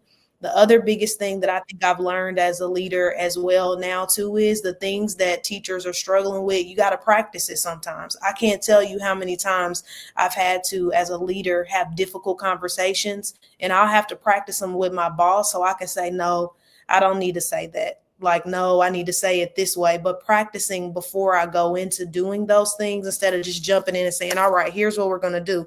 But this is our stage. You know, this is our education. Like, this is our stage. We are in a sense like performers, but I also look at us as surgeons, and we are doing surgery of the mind on educators. We're doing surgery on the minds of children. And so we have to make sure that we are prepped, that we are prepared, that we are doing everything that we need to do in order to really leverage and support other people. So that preparation will also help to make the time as well.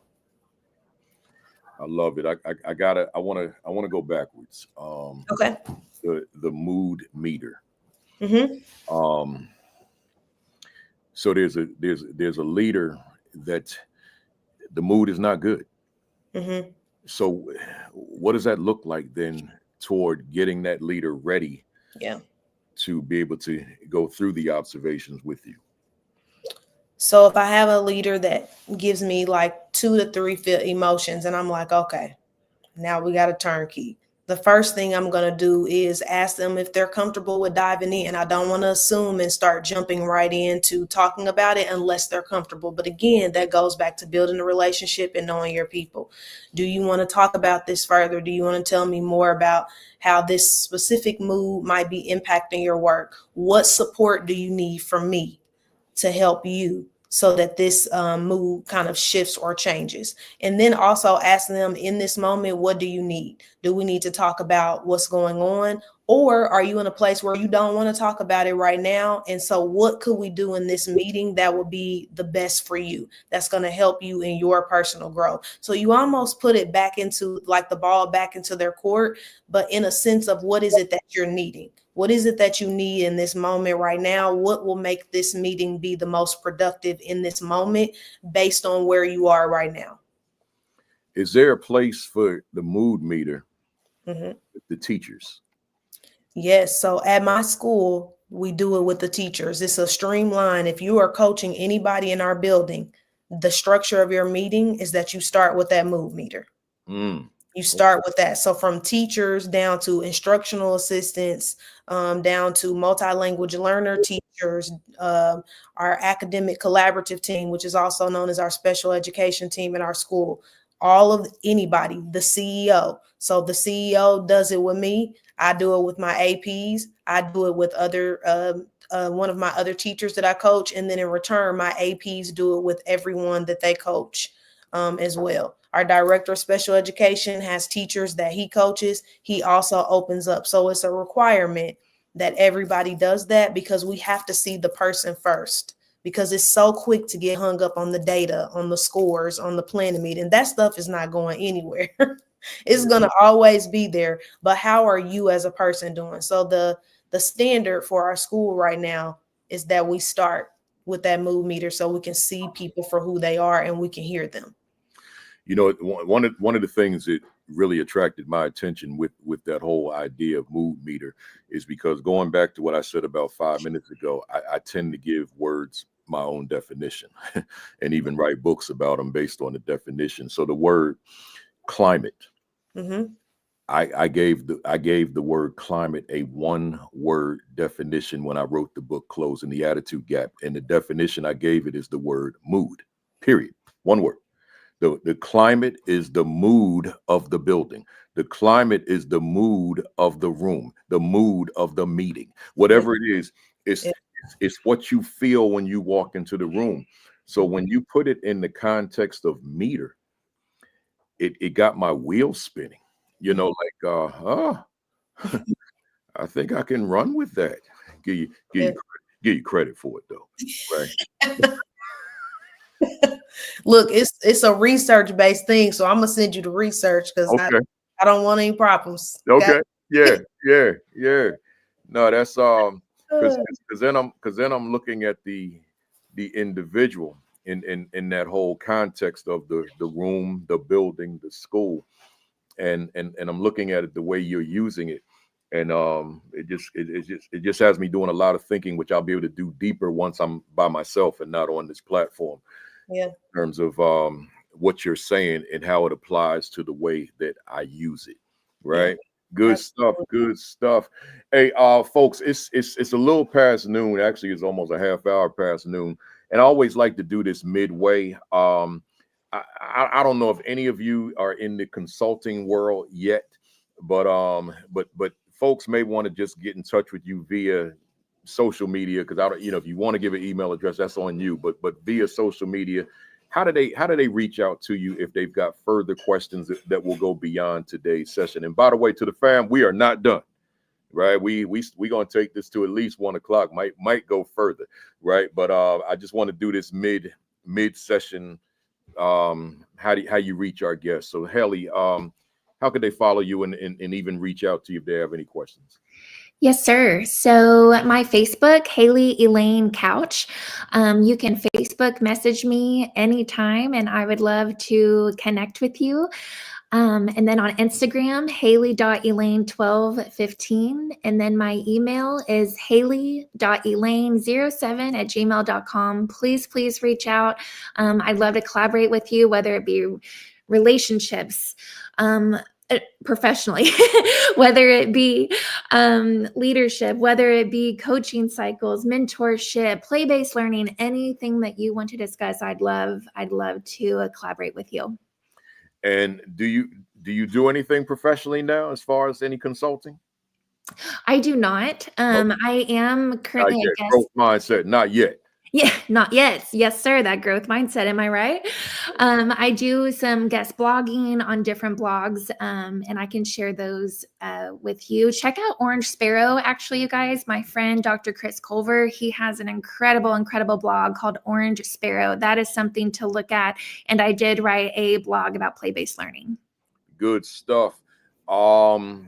Principal Cunningham, and I see that I learned later that you use Crimson Heart.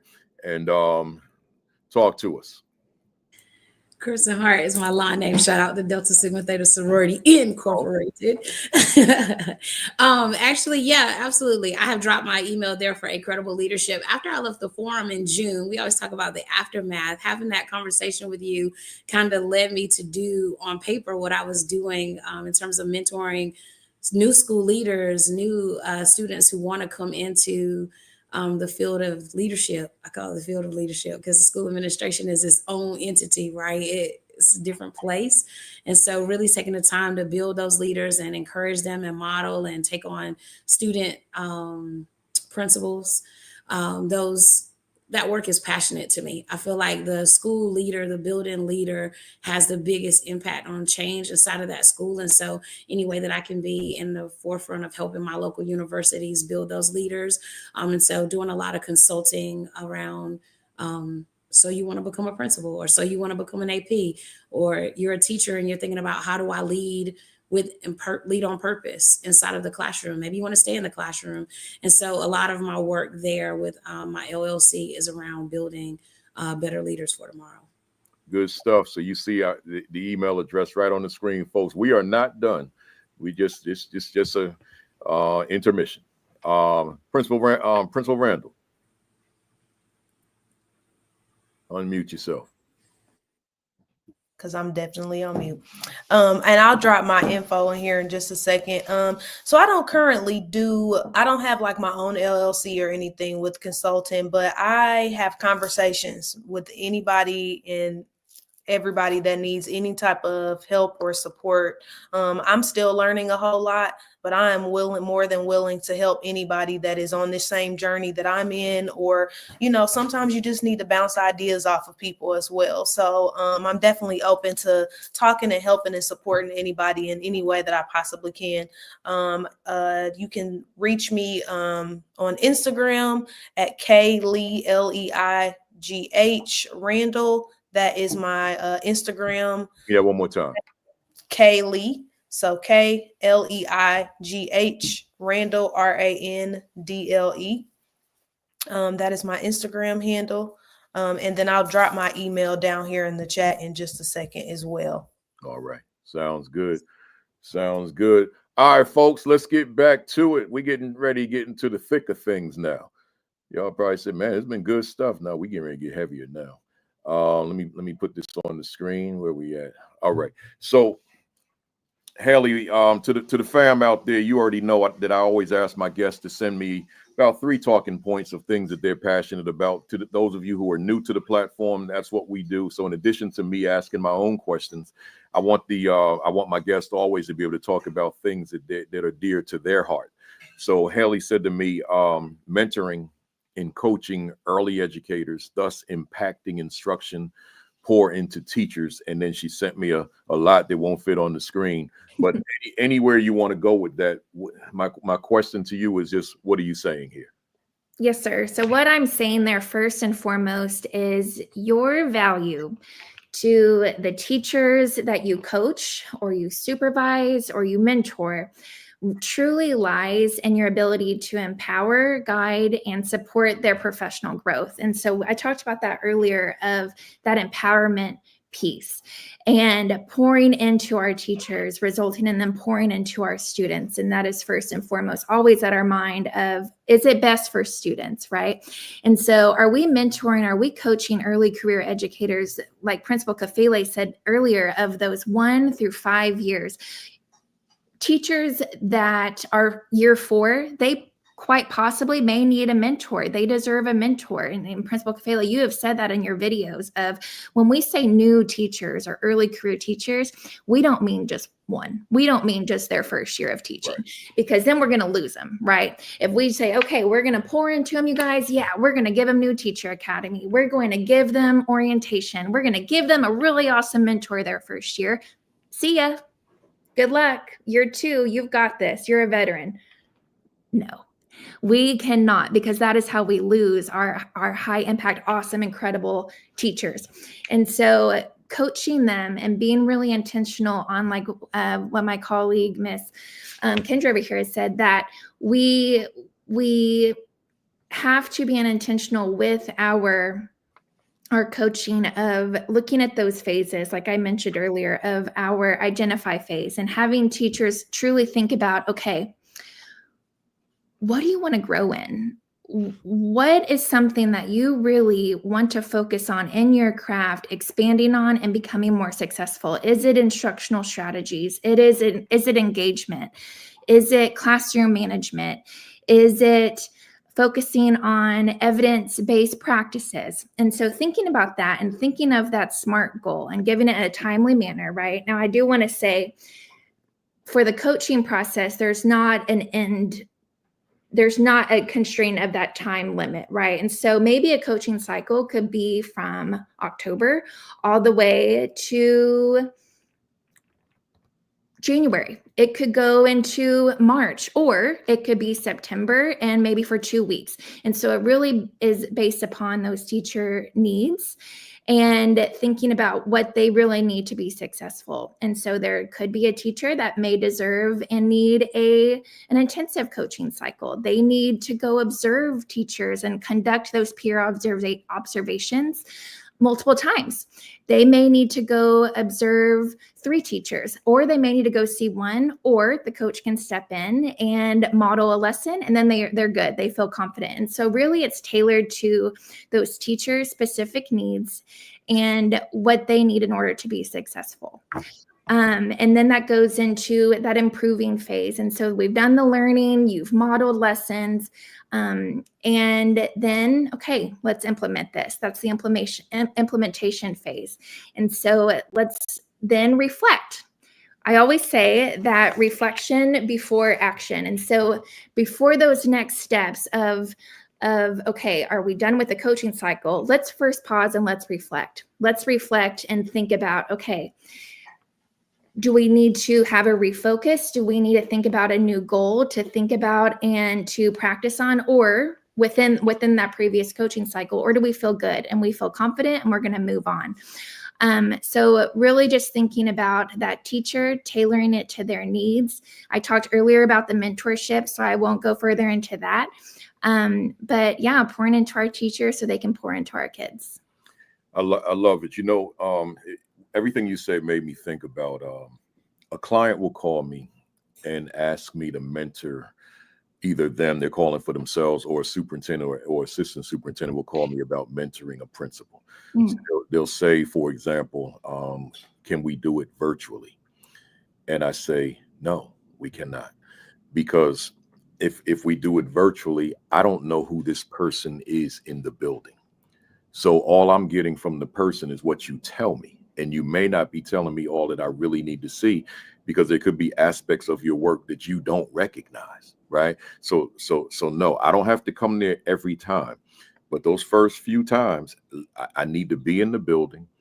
I need to either shadow you or let me walk the building alone so that I can see things without you next to me. And then ultimately, I want us walk together, side by side, as Chris Culver was just saying. And that matters. Yes. And then we forge a relationship, because ultimately, if we're going to do this, whether it be in person or virtually, we've got to have a good rapport. Mm-hmm. And you've got to trust me in whatever my assessment is, and just the overall collaboration and conversation. It really matters. So, you know, that just kind of triggered that thought in me when you were saying everything that you said. Mm-hmm. Now, I want to throw a follow-up at you. You know, Hailey, over the years, I do these breakout sessions with instructional coaches at various different conferences. And I've noticed if I open up the floor for them to speak to me before I present, like let's say I was the keynote and now they want to ask questions and provide comments, then chances are in that 45 to 60-minute session, I may not get the mic back, because they have so much to say, and it's typically not positive. Let me share it with you, because I compiled this in a summary. Some of the teachers, this is the instructional coaches speaking now. Some of the teachers don't respect us in this capacity because they see us as peers. We lack real authority because we are not administrators. Some of the teachers don't feel we are needed. Some of the teachers don't want to be bothered with us. Some of the teachers feel that we don't have anything substantive to offer. Some of the teachers feel that our presence in their classrooms is an intrusion or a distraction. Some of the teachers feel that meeting with us is a waste of their time. Some of the teachers feel that since administration isn't in their classrooms, that we shouldn't be in them either. Some of the teachers can be disrespectful. Some of the teachers feel that they are beyond learning from us. It can be challenging to forge relationships with some of the teachers because they don't trust us or the process. And finally, some of the teachers feel that we are reporting to administration on their performance in the classroom. I threw a lot at you. If there was anything in there that stuck out with you, what are your thoughts? The relationships are key. The trust is essential. I know I'm going into my second point, Principal Kafele, but I want to go back to your video that you did a few months ago, and it was you were sitting in the basement when you were talking about this. Is exactly what I thought of, and you were in your basement, and you said this is the foundation. Oh yeah. Amen. Right, the foundation. Are those the furnace? Yes, sir. You were. I was like, "Ooh, don't catch on fire." I know. Those relationships and that trust have to be established. You cannot go in. This goes for anybody out there, any leader. Doesn't matter your role. If you go into that classroom and you just start, you need to do this, you need to do this, you got to do this, this is to do, and you need to work on this. What are they going to do? What is that teacher looking at you and they're thinking in their minds, who are you? I don't know you. There's no repertoire. There's no positive relationship there. That credibility is not there. So that is what it has to boil down to, is as an instructional coach, you must be approachable. You must be your authentic self. And at the front of that mind, it has to be that teacher, and you have to be the number one fan for them. But I don't want to say you get to have that opportunity to be their cheerleader and their number one fan. So let me rephrase that there. And just building and fostering those relationships first and putting in those little deposits. My supervisor, Sarah Seymour, absolutely incredible. She's always talking about that with me of, how can we get that buy-in with that teacher? Let's put in some deposits. Let's get into their classroom. I always joke about, okay, my number one question is, do you need to go to the bathroom? Can I cover your class? But those little baby deposits like that, oh my gosh, you guys, family, hear me out. That goes such a long way. When that teacher sees you as, oh, they just have my best interests at heart. They are here, not if I got you, but I got you. I got you, babe. Like, I am here for you. I am your number one fan. I'm going to uplift you. And when that is all said, and that is all laid out there, then you can see that you're just going to break down those barriers and you're going to break down those walls. Love it. I got a follow-up for you. Talk to us about the role of the principal or assistant principal, either one, in relationship to the instructional coach. That dynamic. And let me be fully transparent on this one. I remember the very first year that I had an instructional coach. I didn't always have them. We going back into the 90s now. So it wasn't necessarily always a thing of priority in districts, right? So I remember my first few years, the position didn't exist in our district. But then I remember finally having one. And I remember not quite knowing what to do with this person. I had to figure that out over time. But now when I reflect back on just the overall dynamic of a principal and an AP, and an instructional coach, not me, I'm speaking generically now. That role to me, that relationship, I should say, to me, that dynamic is so crucial. But instead of me answering my own question, talk to us about that dynamic. Yes, it is just as crucial to have that strong and that trusting and that positive relationship between instructional coach, assistant principal, just as important it is that instructional coach and teacher. This is my main point, though, on that topic. Every conversation that an instructional coach has with a teacher is confidential. You cannot go against that concept, because that is when you lose that trust. Am I right? That trust is bye-bye. If that principal goes to that teacher and says, oh, Hailey Couch, your instructional coach, your mentor, your whatever, said this, what is that teacher going to think? That teacher's going to think, oh, Yeah. Oh, wait, do I get to be vulnerable? Do I get to be vulnerable with that person still if they're going to betray my trust? So going to your question, Principal Kafele, the instructional coach with principal and assistant principal, that's also confidential, right? We act as liaisons, and that can be one of the most beautiful pieces of our job. That can be the hardest pieces of our job, is that we are an advocate for teachers, and we are an advocate for the school's vision. We are an advocate for every student in those buildings. We are an advocate for those principals and those assistant principals and the district leaders for their vision, all at the same time. And so we are wearing many, many, many hats, and honestly, just being as transparent as possible, but also being confidential. And so that trust of, if a principal is telling you something and you're absorbing that, and you learn that information, but that stays with you, just as a conversation with the teacher and the instructional coach, that stays between them and I. So I think that key word is that confidential piece. It's good stuff. Confidential. Y'all hear that? It reminds me of the relationship between a counselor and a student. Yes. And then in some place somewhere, a principal decides to ask a counselor to be a disciplinarian. Mm-hmm. Right? It violates that relationship between those two individuals. Right? That counselor and that student. So that counselor can never ever be asked to be a disciplinarian. Right? Because it may break that trust. Right. So I kind of equate the two. One of the things I'm going to say to the three of you real quick, and then I'm going to go on to the next one, to Principal Cunningham. Normally, I would say to you all, feel free to jump in on each other's comments, but I'm looking at the time and I'm looking at my agenda, and I better not do that. Now, but if you feel, you just feel compelled, I need to say this though, then I want you to. As long as you have nothing that you have to do today, because I'm good. I got nothing to do today, right? So if you have nothing on your plates and y'all can stay on longer, then fine, let's do it.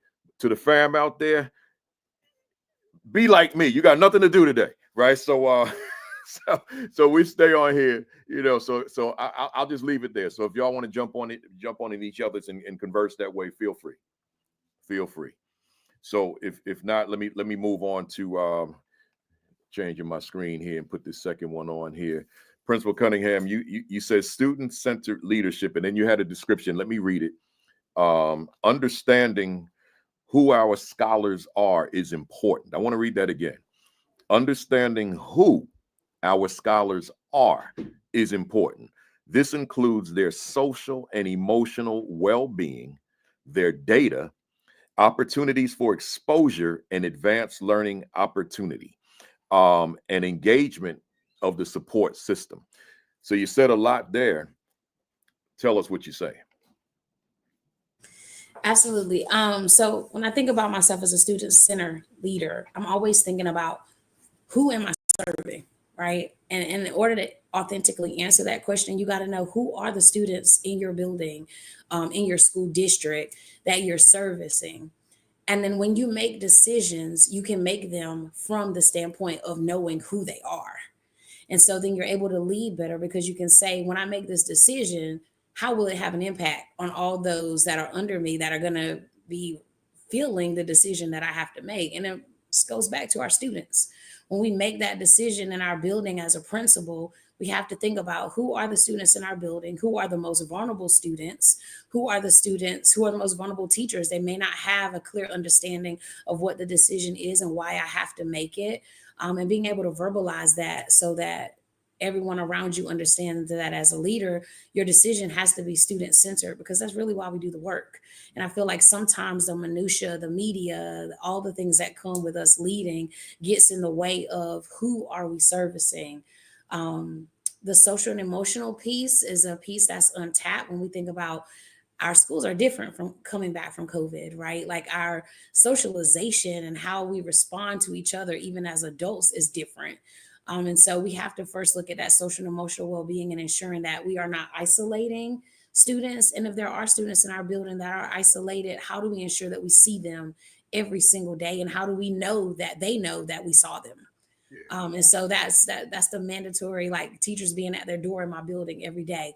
Like when you come in the building in the morning, I want you standing at the door greeting your students as they come into the building, because they need to see you. Call their name. Sometimes it's the first time in a whole day that a kid is going to have their name called, that they're going to be seen, that they're even going to be given a chance to speak inside of that classroom. And so it's important, that initial contact, getting off the school bus, those high fives, those opening the car door, excitement for those students to be there. It starts the day. It starts how we are going to operate. And then everything that you do in that classroom is based on what is the expected outcome for learning for the day for the kids.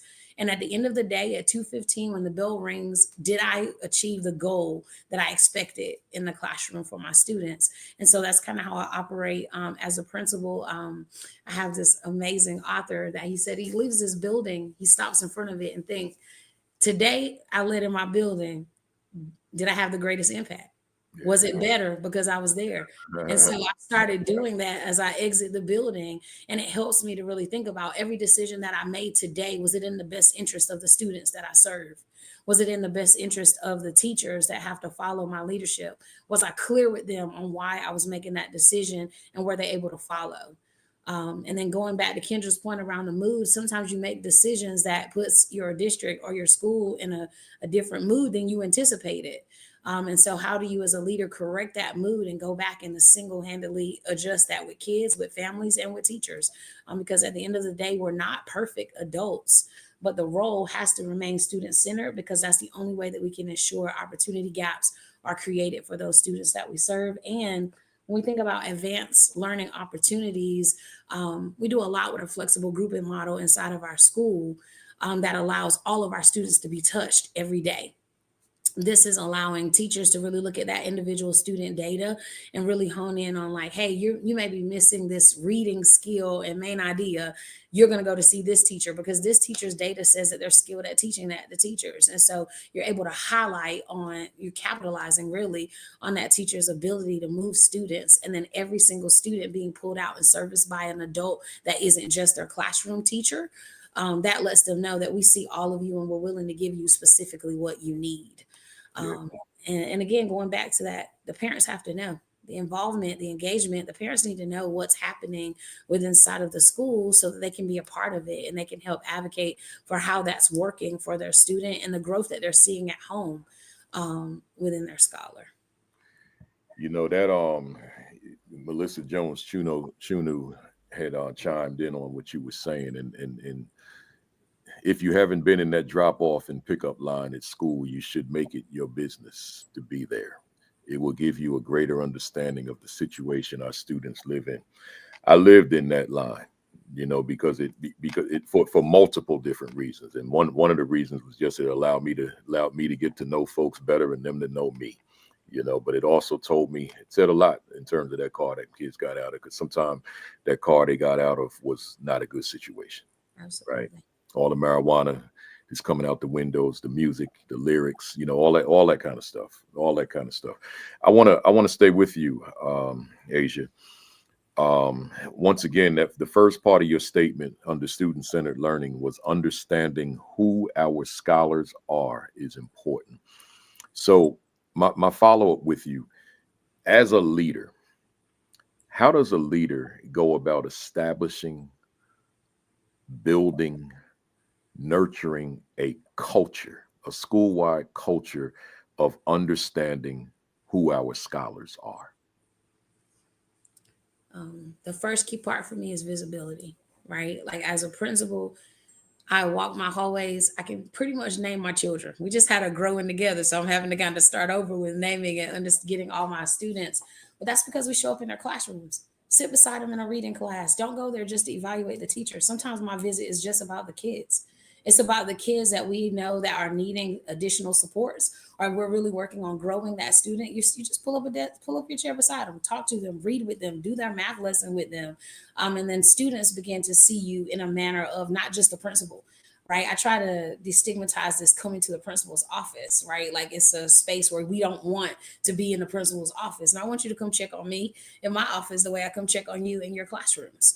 And so that visibility is important for the teacher, right? Just pulling up as a teacher assistant inside of that classroom and assisting. I'm just passing out papers. I'm helping you while you're delivering this instruction.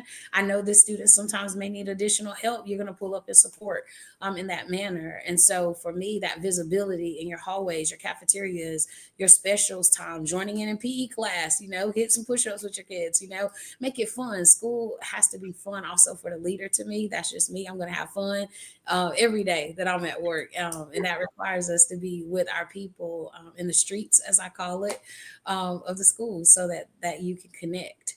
And that's where true relationships, I believe, are formed. You learn a lot from kids when they begin to see you beyond your title, that they see you as a person who really cares about them and their well-being, and that you're monitoring what they're doing. You start getting these like, hey, can you look at my book? Can you check this out?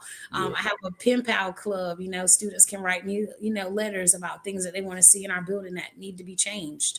And so just that you're giving yourself full access to everyone in your building while they're there, right? All the other stuff I can do after school. That's just my opinion. But when I'm at the building, my APs know our goal is to be inside of our classroom and in our hallways so that we can support our kids as teachers. You said something that makes me want to shout at the fam real quick. You talked about it being fun. Yeah. To the fam out there on the other side of my camera, when this stops being fun, you got to do some soul searching. This, as much as you want to be in there, as much as you may be driven by your own personal agenda that may be rooted in your politics, whatever it is, because mine certainly was. This has got to be fun for you, because if it's not fun, it can burn you out. And as I said in my monologue this morning, those of you who weren't on that early, just go back and check it out. It stopped being fun. I hated going there, not because of the school, but because of who I was reporting to. So I left and went to not another school, another district. And that's when I got to shine, right? So it's got to be fun. So, I always got the mirror nearby. Ask yourself, right? Is it fun? Am I still loving what I do? Am I still excited about waking up in the morning and going there? Those of you who start back this Monday, as opposed to you already went back, are you pumped up about going back? Are you saying to yourself, I need another week? That matters. But for me, I was like, I don't even want the Christmas break. I don't want the break because I loved it that much until that juncture in my life, right? I just was having fun. Like I used to tell everybody, I was a big Magic Johnson fan. I still am. So I was saying, I'm just in the building. You have to know basketball to know what I'm getting ready to say. I'm just in the building throwing no look passes, right? So again, you got to know basketball to know that. If you don't know basketball, I'm just in the building shooting jump shots, right? So and just having fun. I loved it, but I got to a point where I stopped having fun. So it was time to either make myself adapt or find another place where I could have fun. Right? Just wanted to throw that at you. Let me go to let me change my screen. Let me go to Principal Randle. Okay. Yes, sir. You said building authentic relationships. Yeah. And talk to us about what you're saying, and then I'll follow up. Absolutely. I mentioned it earlier, just about it being the foundation of education. And just making sure, kind of similar to what Asia was saying, like, do I know who I'm coaching? As a teacher, that was the most important thing for me, was knowing my students, knowing their story, knowing their grandparents, knowing their mom and dad, or knowing the structure of their household and what that looks like. Knowing when they come in, why it is that they might have had a long night. Because I built those relationships, not just with the students, but also with the families. And I can remember when I was teaching in Memphis. I went to so many birthday parties. I went to so many outside football games. I was at the skating rink, and I was the teacher. I'm getting on my skates. I'm putting my skates on. I'm getting out there with you. But all of those things, just like Asia was saying, like it allows for students. And then when you flip over to adults, it allows even for the adults to get to know like who you are. Like, I'm a person outside of Principal Randle. I like to go roller skating. I like to go and eat really good food. Like, I go to the grocery store, and it's one of the things, if a kid ever saw me like in the grocery store out, they would freak out. It was like the sighting of a celebrity, because they're like, what? Yes, I go get groceries too. Like, I have to eat just like you. But just building like those authentic relationships, that started with me as a teacher. And it is something that I have found that is even more important now as a school leader, to build that relationship with just the teachers that are in my building, because they are the ones that are really like on the front lines. Like, they are the ones that are preparing those lessons each and every single day. And I need to know if you're feeling burnt out. I need to know if you are exhausted, if you are tired, and if there is something else going on that I can support or I can help you with to get through the day. And it can be like small, easy stuff that they might need. But there's just things that happen, and you need to be able to have built a strong relationship. And I think a part of building a strong relationship also is me and my transparency and how I show up to work every day. Am I somebody that somebody wants to build a relationship with? Am I an individual that is being honest, that is being open, that is helping those that I'm serving? Am I keeping it 100% real with my teachers and being authentically me in all spaces, and being honest with them, but also showing up with them? Because it's not like I'm pushing them along the way. I'm right there beside them. My arm is locked in with your arm, and we're doing this together. So now it's like, what do you need? How can I help support you? One of the things that I ask and this just goes back to building the relationships. One thing that I have been making sure that I'm mindful about when I'm coaching in my meetings with my APs is I tell them, what areas do you feel like you have already grown in? And then what areas do you feel like you are not yet being pushed that you need my support in? In their mid-year eval, it was really different. Our team we studied and did some research, and we went a different way with our mid-year evals with the leadership team. And it was basically a conversation. And it is helping me to learn more about the people that I am serving and that I'm also coaching. But one of the questions was for like my APs that they had to answer was, what ways can your direct supervisor help you better improve? Or what are some ways that they can kind of change maybe some of the things they're doing that directly impact the work that you're doing? And that's like a heavy loaded question. And I have to walk into that space not being guarded or feeling like, oh, they're getting ready to go down here and shut me out. But no, it's like, this might not be working, but this will really help me. And that is information and data for me as a school leader to know this is how my person best learns. This is how they are going to take feedback the best way. So it's this open space of just being honest and open and being real. One thing I cannot stand is a fake person. Keep it 100. Keep it all the way 100 with me. Be honest. Tell me where I need to grow. Tell me where I need to do better, so that we can all get better together as well. And I think that is all a part of building relationships. And you don't always have the answers either. Yeah. But I'll go find the answer for you. If I don't, I'll know it myself. And so, yeah, that's what I would say about building relationships. That was a lot, but No, that's good. I'm gonna stay with you though. okay. Shout out to Dr. Anthony Lewis. I gotta say this, y'all. That's leadership. When the superintendent comes on the platform to support one of his principals, that's leadership right there, man. That warms my soul, Dr. Lewis. That's big time. That's big time. Appreciate that. Yeah. So, you mentioned building authentic relationships. Mhm.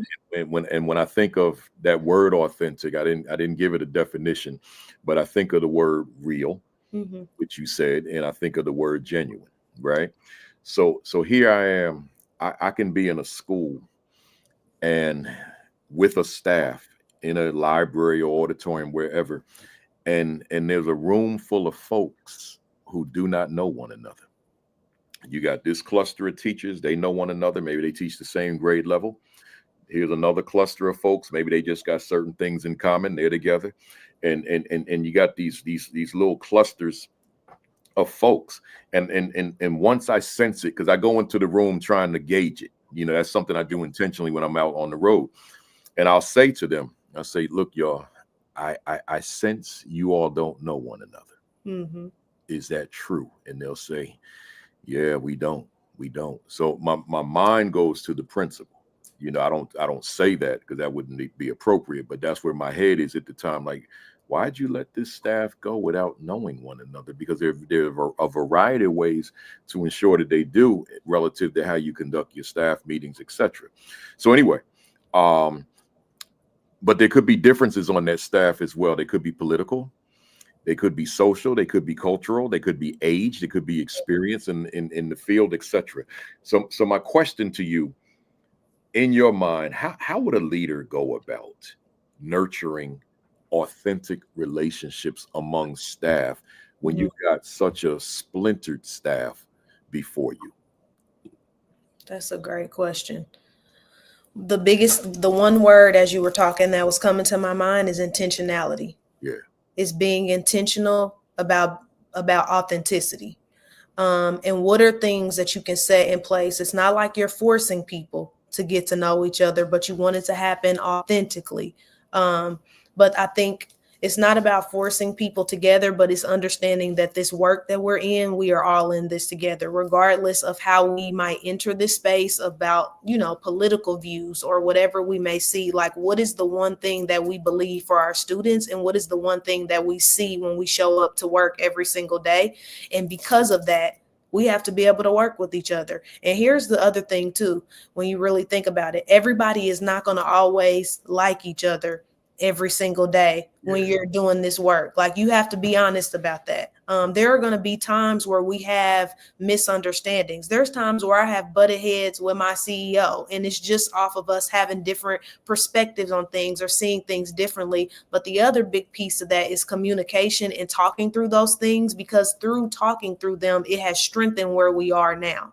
And it has allowed that space to feel comfortable enough to kind of open up. But the one thing that I would say, when you have people in front of you that may appear, like you said, splintered or kind of stagnant or in different places, is being intentional about ways for people to get to know each other. We do something very simple. This is very, very minor. It is nothing big or major at all, but it is something to get people talking to one another.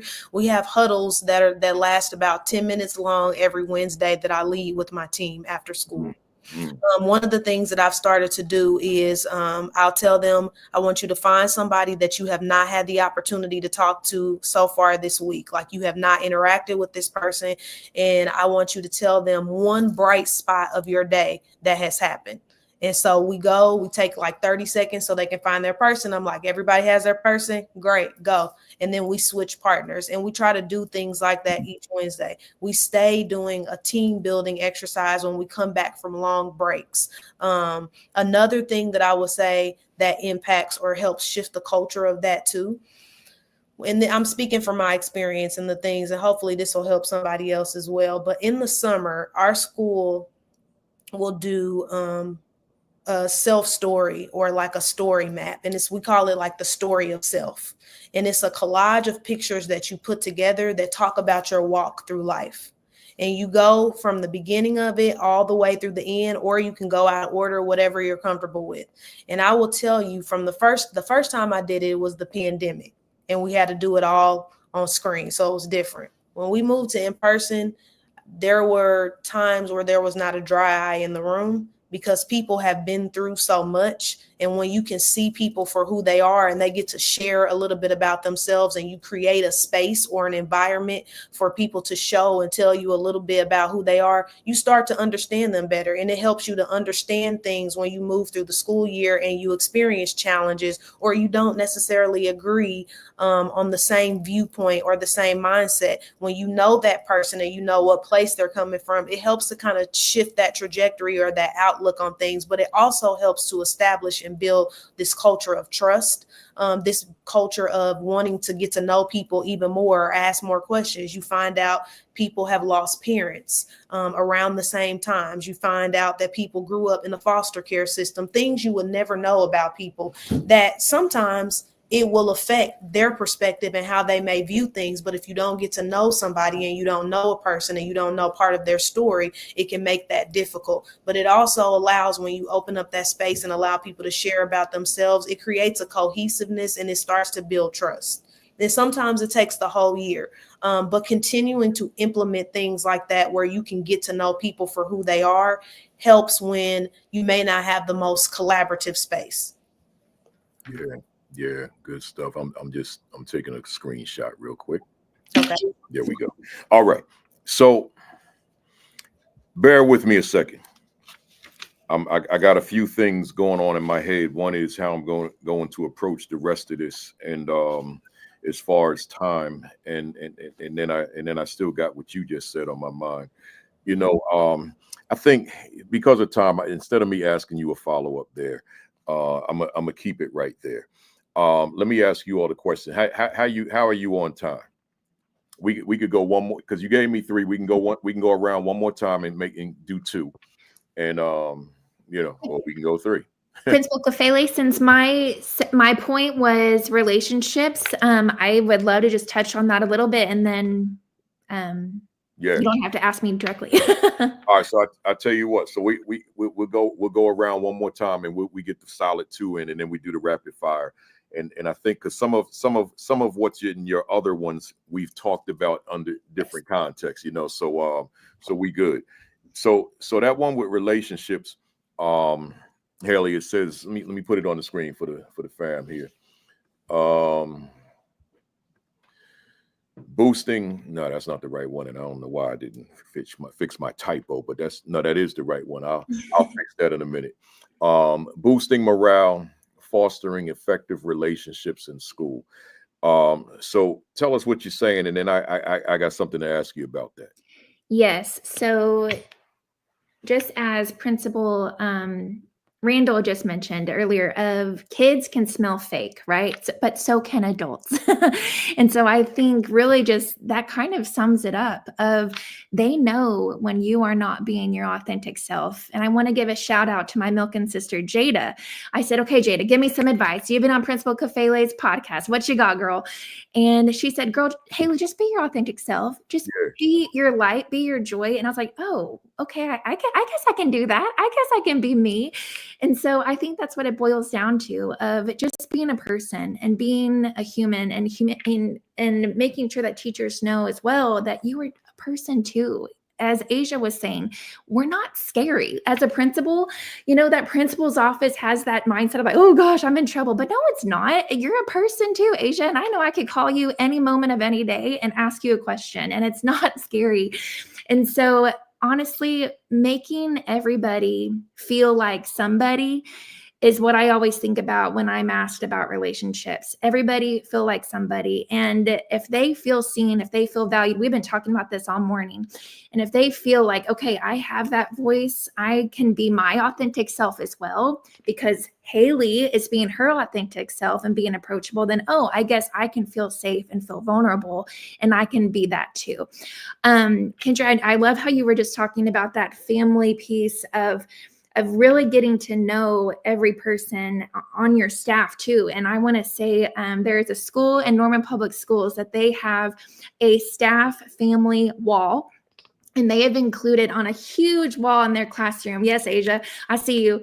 Right when you go into the school, there is a huge wall of all the staff, and there's collages of each faculty member. You guys, it's the bus drivers too. It is the custodians. It's Sodexo. And they included me as well. And when I tell you, when I was asked that to be on that family walls, and I told you earlier that I serve so many schools, but to feel welcomed and as a family member to that staff, I can't even describe how good that feels. And so students, what do you think are seeing? Their students are walking in those hallways and they say, wow, my teacher likes to camp. Oh, my teacher doesn't sleep at school. She has a husband or a family, or they have a dog and they have likes. And so just showing that we are people too. And I also want to say this, every pre-K student, this goes to the morale question, every pre-K student, every 12th grader, and everything in between, you guys, hear me out. Hear me, somebody. Principal Kefele, you always say that, and my ears perk up. So I had to say that and give you a shout out there. Hear me, somebody, when I say that is someone's baby. That is someone's world. We've been talking this morning about teachers are our babies, right? And those students are too. So it all trickles down. It's all interwoven and connected. And so when you think about that, of our job as educators, our jobs as aspiring leaders, our jobs as current leaders is so precious. And we have the authority to create an environment where students feel safe and they want to come to school. That is the goal, right? We've been talking about academics, instructional, but if they don't want to come to school, what's the point? If they don't want to learn and they're not excited to come and to learn and to play and to create and to get messy and to explore with their teacher, right? That's the goal there. A side note here real quick. I know we're short on time, Principal Kefele. I do want to give a shout out to my district though on hashtag MPS good things. Our district created that. In these past few years, we've really been intentional on celebrating all successes, big or small, district-wide. And we have pushed that to all of our social media platforms. And we see on bulletin boards in every school, hashtag MPS good things, or their site, hashtag Adams good things. And we're being really intentional on celebrating those good things. And I think that is how we boost morale, is that we are creating an environment that we are highlighting and showcasing our teachers and our classrooms and our students and all of the good things in between that we are doing in our schools. Love it. Love it. I got one for you. As we know, sometimes the morale, maybe more than sometimes the morale there's a correlation between low morale and principal leadership. Right? So people are upset because of just the aspects or the overall leadership of the building. When I'm on the road, teachers will come to me with that. If my principal was like what the things you're saying, but that teacher doesn't have the influence to change that, unless that is a teacher that does have the influence. I'll gauge that. I'll have that conversation. Do you have influence with this principal? Right? Or no, I don't. Or is there someone in your building who does? Yeah. You can have a word. See, in my school, all of my staff had influence with me, but they were not all comfortable with the influence. So a lot of them were not going to approach me, but I would tell them all the time, I don't know it all. Yeah. I need you to tell me when I get it wrong. So so within that, and one of them was just on the screen a little while ago, Rainey, they would come and tell me, like, all right, Kefele, rethink this, rethink that. So they're comfortable with that, and I'm comfortable with receiving it because I'm smart enough to know that I don't know everything, right? So with that said, that those schools with those teachers who feel that our morale is low because of the leadership, then my question to you, Hailey, is what is a teacher to do? I think that can be really hard. I think that can be a really hard position of, if you feel like that there are a lot of frustrations and you aren't being heard, maybe, or they're not asking, okay, staff, teachers, what do you need? What do you guys need the most help in? But I'll say this, teacher, hear me out. If you are holding all of that in and you are not vocalizing that in a very proper and strategic and kind manner, then what's that teacher going to do? See ya. They're out the door. One foot's already out the door. You may be losing them in December, right? And so I think it goes both ways, though, of principals. You've got to create that space, as Principal Kefele mentioned, of creating that safe space of principals are lifelong learners too. They don't know everything. If there is something, if there is an issue, if there is a situation like, that didn't sit with me well, you've got to create that space. And so teachers, I think my advice would be to first talk to your mentor, talk to your instructional coach. I've been saying that today, of go to that person that you feel, very safe with, and ask their advice. Reach out to me, ask for advice, reach out to Asia, reach out to Kendall, reach out to Principal Kafele, and ask, how can I go about it? But I think if you keep in the forefront of your mind of what's best for students, and having it in that way, and that mindset of having that conversation with the principal of, we always have to focus on what is best for students. I think that can maybe put their minds and hearts at ease when they go into that conversation. I would recommend the book Crucial Conversations for anybody out there. That is such an amazing book that gives really great advice on how to go about those conversations when they are a little bit scary. Good stuff. Good stuff. I'm going to move on to Principal Cunningham, where you indicated equity leadership, and you had a description here that said passionate about the way we are building culturally responsive schools and classrooms. What are you saying to us, Principal Cunningham? Yeah, culturally responsive. I always go back to that word equity, because equity work brings fear. And I'm just going to jump into Hailey's thought around those authentic relationships.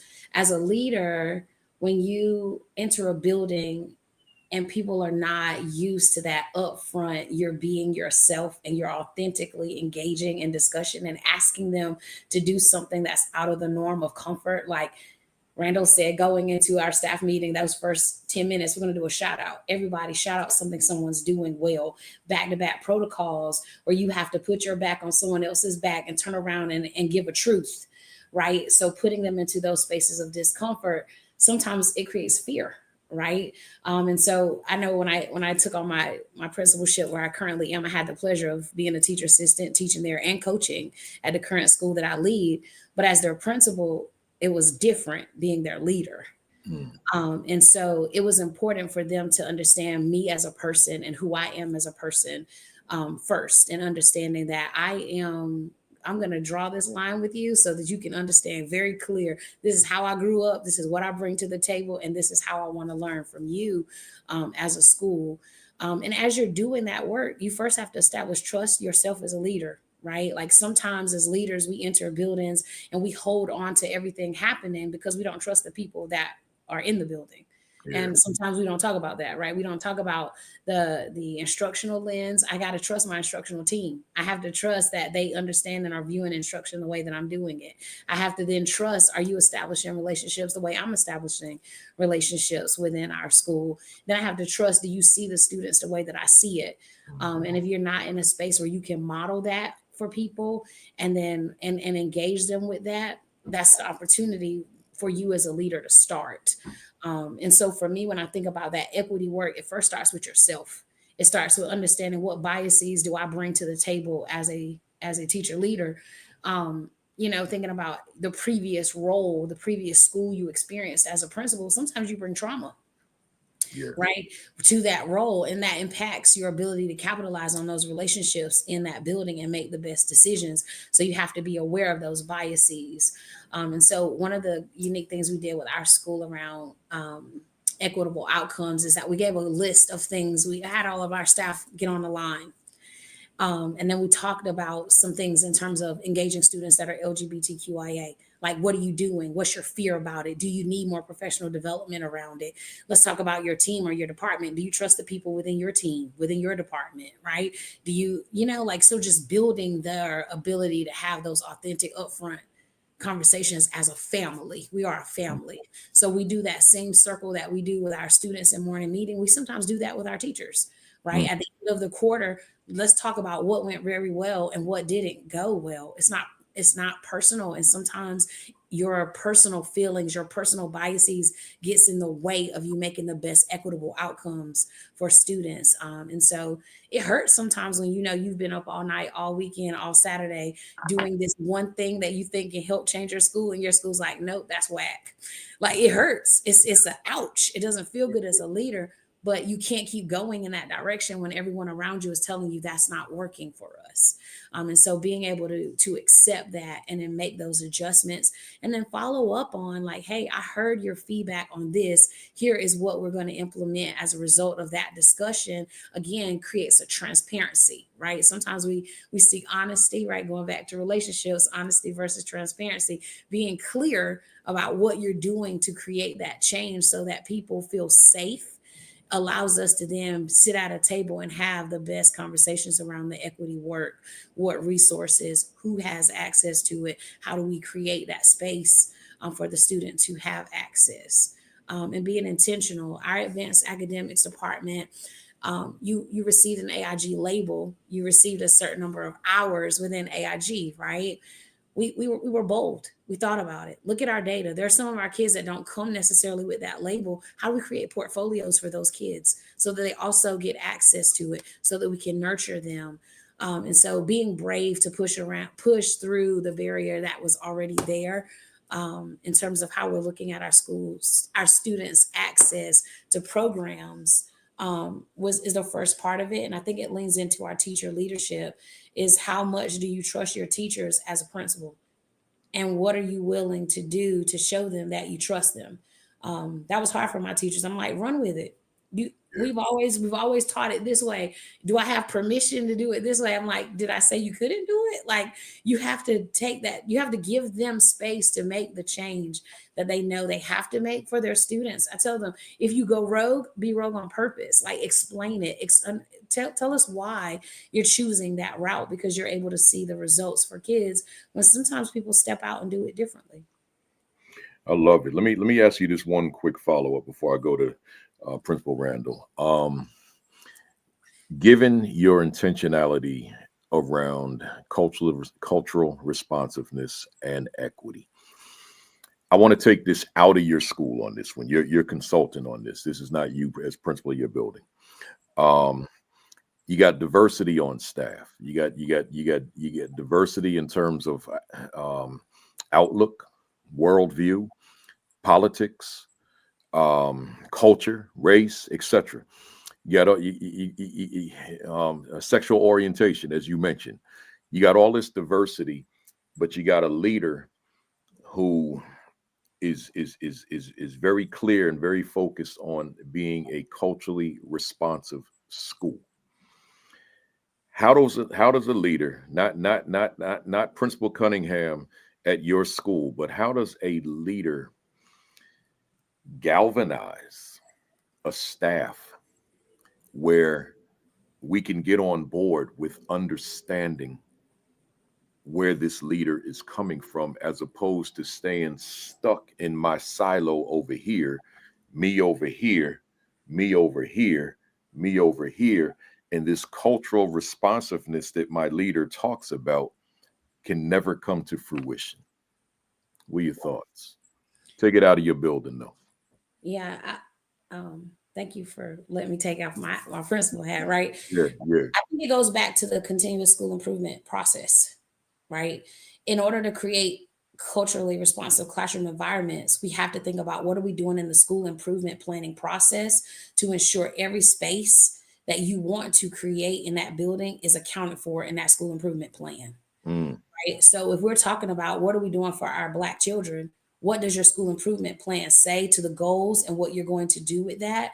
And then who are you assigning to that work in the building? Yeah. And then those persons share that in that staff meeting. They share it out in their hallways. Your equity champion is there to kind of pilot the new roles and the new things. And you're creating a space of respect for those people so that they know this is the portion of the culturally responsive school that I'm responsible for. Right? When we think about our students that are our Hispanic students that are struggling with reading and content, who's monitoring that data? It can't just be the principal. We have to really get into that distributive leadership, and that school improvement planning process allows for us to live it out loud with clear intentions on why we're doing that type of work within the role. even down to our PTA. How are they supporting also that culturally responsive programming that you've created? What programs are going to be offered there? Are we offering tutoring? Who are we offering it to? We can't offer it to everybody. Does everybody understand the why behind why we're doing tutoring just for this group of students? We're implementing affinity groups in our building under whichever area you were becoming more culturally responsive about. Does everyone know and understand that process in the building? And for the principal, the way to leverage it, you have to go back to that school improvement process, because it helps you to lay it all out for everybody working within the school building.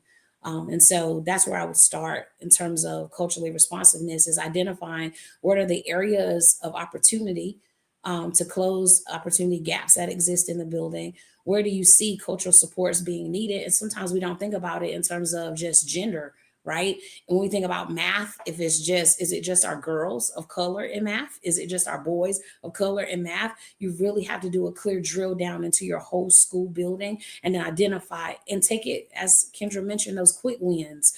We can't do it all in 1 year. Create a plan for it over the next 5 years. We're going to address this one thing in this year. These are the 3 things. I tell my building, I'm going back into my principal hat, but we pick 3 things. These 3 things are our focuses this year. We're going to improve this while continuing to build on the 3 things we did last year. But when we accomplish these 3 goals, we now have a formula for it. And so then everyone is beating to the same drum, right? One sound, one band. That way you close those opportunity gaps for students. Wow, that's good stuff. You know, I had no intentions on asking you a follow-up, but you said something that's forcing me to. School improvement planning. I happen to know, because of the work I do, there's a lot of places where the folks who are aware of what's in a school improvement plan are the ones who devise the plan. So therefore, the majority of the folks in the building are not privy to the plan, right? They're just subject to the plan, right? So I guess I'm asking you, is that something that's a part of your repertoire, that your staff would have familiarity with the school improvement plan? Absolutely. They're very familiar with the process. So over the past few years, one of the things we did is really working on our mission and vision, right? It's this long blurb of things. We need something that everybody can say, they can feel it, and they do it every day, right? Kids can say it, parents can say it, you all feel it. School improvement planning is not just sitting in a room, make a decision, come out of that room. There's active work being done that has to be shared back to the staff so they understand. We're really looking at our homework policies, right? Hey, look at how we're doing homework. We have our school improvement team, and then we have our grade level chairs. Those grade level chairs have been empowered to lead the work and bring that back so we can share it back with school improvement. So I think there has to be a good balance of how that process is rolled out so everybody understands what is the problem solving process within the school in order to make it happen. So the teachers have to know the school improvement plan in order to move it. You can't set a goal and say, we want to be X in proficiency, and then the teachers in the building not know it. We have it hanging on our walls. Like our school goal is hanging in our classrooms. Our classroom goals is hanging in that classroom, right? So everyone knows what their contribution is to that school improvement goal. That's why you got that Milken Award. I shout out. It also goes back, being around good leaders. We got to surround ourselves around good leaders that are doing that work. Like a lot of the things that I've learned have become by way of good educators that are leading in that manner. I'm not going to name names because you get lost in the names and you get in trouble, right? Yeah. But that leadership and that work around continuous school improvement process, I've been fortunate to work alongside of individuals that modeled that for me to better help me understand it. And then you tweak it with your own personality to get the results. Wow. Look here, y'all. We got one more to go, and then we're gonna go through our rapid fire. But I gotta say this: it's we've been on for 2.5 hours. That's a long time, but I think my record is 3 hours, so we still haven't reached it yet.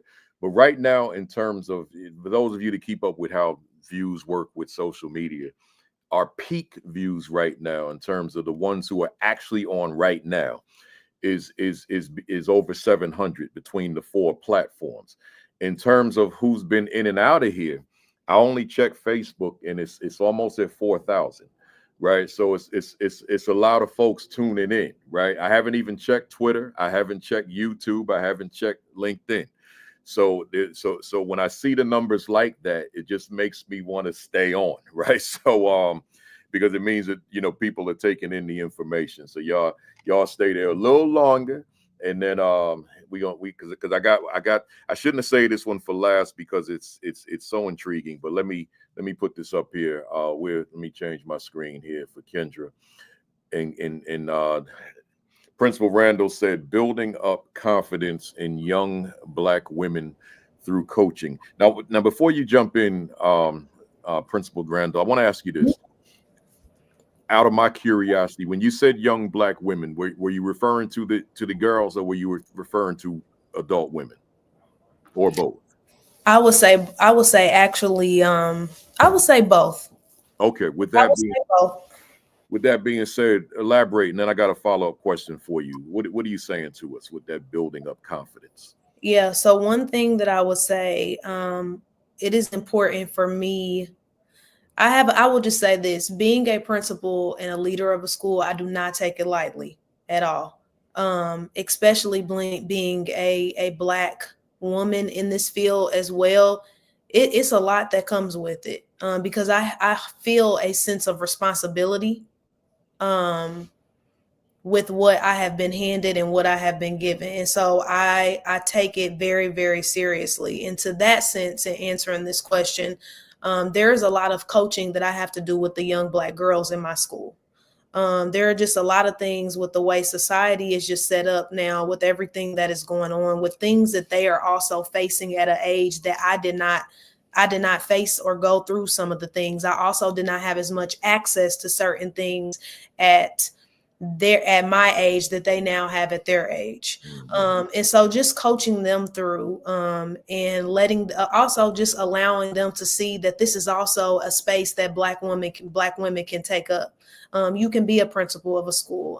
I held my head high when I was an educator as well, and I continue to coach them, and just help support them, maybe in the way that they were thinking, just trying to help them just as young women. And I find that I'm still doing that with my students and my girls when they come into my school each and every day. And this might sound like something that is very cliche, but just in how they dress, they're always like, you dress so nice, or you dress, but that's because like I'm coming here because I'm about business. And so I want them to see and so when you come to school, we have a uniform at our school. And so I stay on them about their uniform. I said, I can't just come up here and wear whatever I want. I can't come to school in my pajamas or my sweatpants. But because we are a uniform proud school, this is just a part of excellence for our specific school. And so breaking those things down and letting them know, how do you see me come dressed every day? You talk about how nicely I am dressed and what I have on. And I want to be able to say the same thing about you. So tomorrow when you come, I need you in that uniform because we're about business. So just small things like that, just even to help just support and train them in things of that nature. They're going through a lot. They're facing a lot. And so there are some things that they need help and support with, I have parents that are giving the support to them at home, but they said, Miss Randle, that's not enough. Like, I need you to also confirm and say those things at school as well, so that they can also see it. So just being present and visible, and being just like a mentor in a sense to I'm not out of the not having any mentees because I'm the principal. If anything, now it's a greater responsibility because they see me each and every day in and out of their classrooms, even though I'm not a classroom teacher specifically anymore. And then I would just say to that same question, when looking at coaching teachers, and they are my women of color, especially other leaders, is just making sure that they have the confidence. Like I tell them all the time, regardless whether you stay at this school, regardless if I leave this school and I go somewhere else, when you leave here, I want you to feel like you can conquer whatever it is when you step out of this building. when you're done here, if you go to another school, if you go into another profession, I want to make sure that as your leader, that I have given you the skill sets, that I've given you also the things as a young Black woman that you also have to look out for. We have to keep our eyes open. And I need to help coach you in that way as well, so that when you leave this building, you are prepared and equipped with whatever it is that you're going to do next. And so I just feel like for me, that is a responsibility that I have. A lot of doors have been open for me. The least that I can do is open a door for somebody else, especially for someone that looks like me. And so that's just very important. And a lot of this came from my father. My father passed in 2017. And a lot of this came from just him as a Black educator, a Black man in these uncomfortable situations sometimes.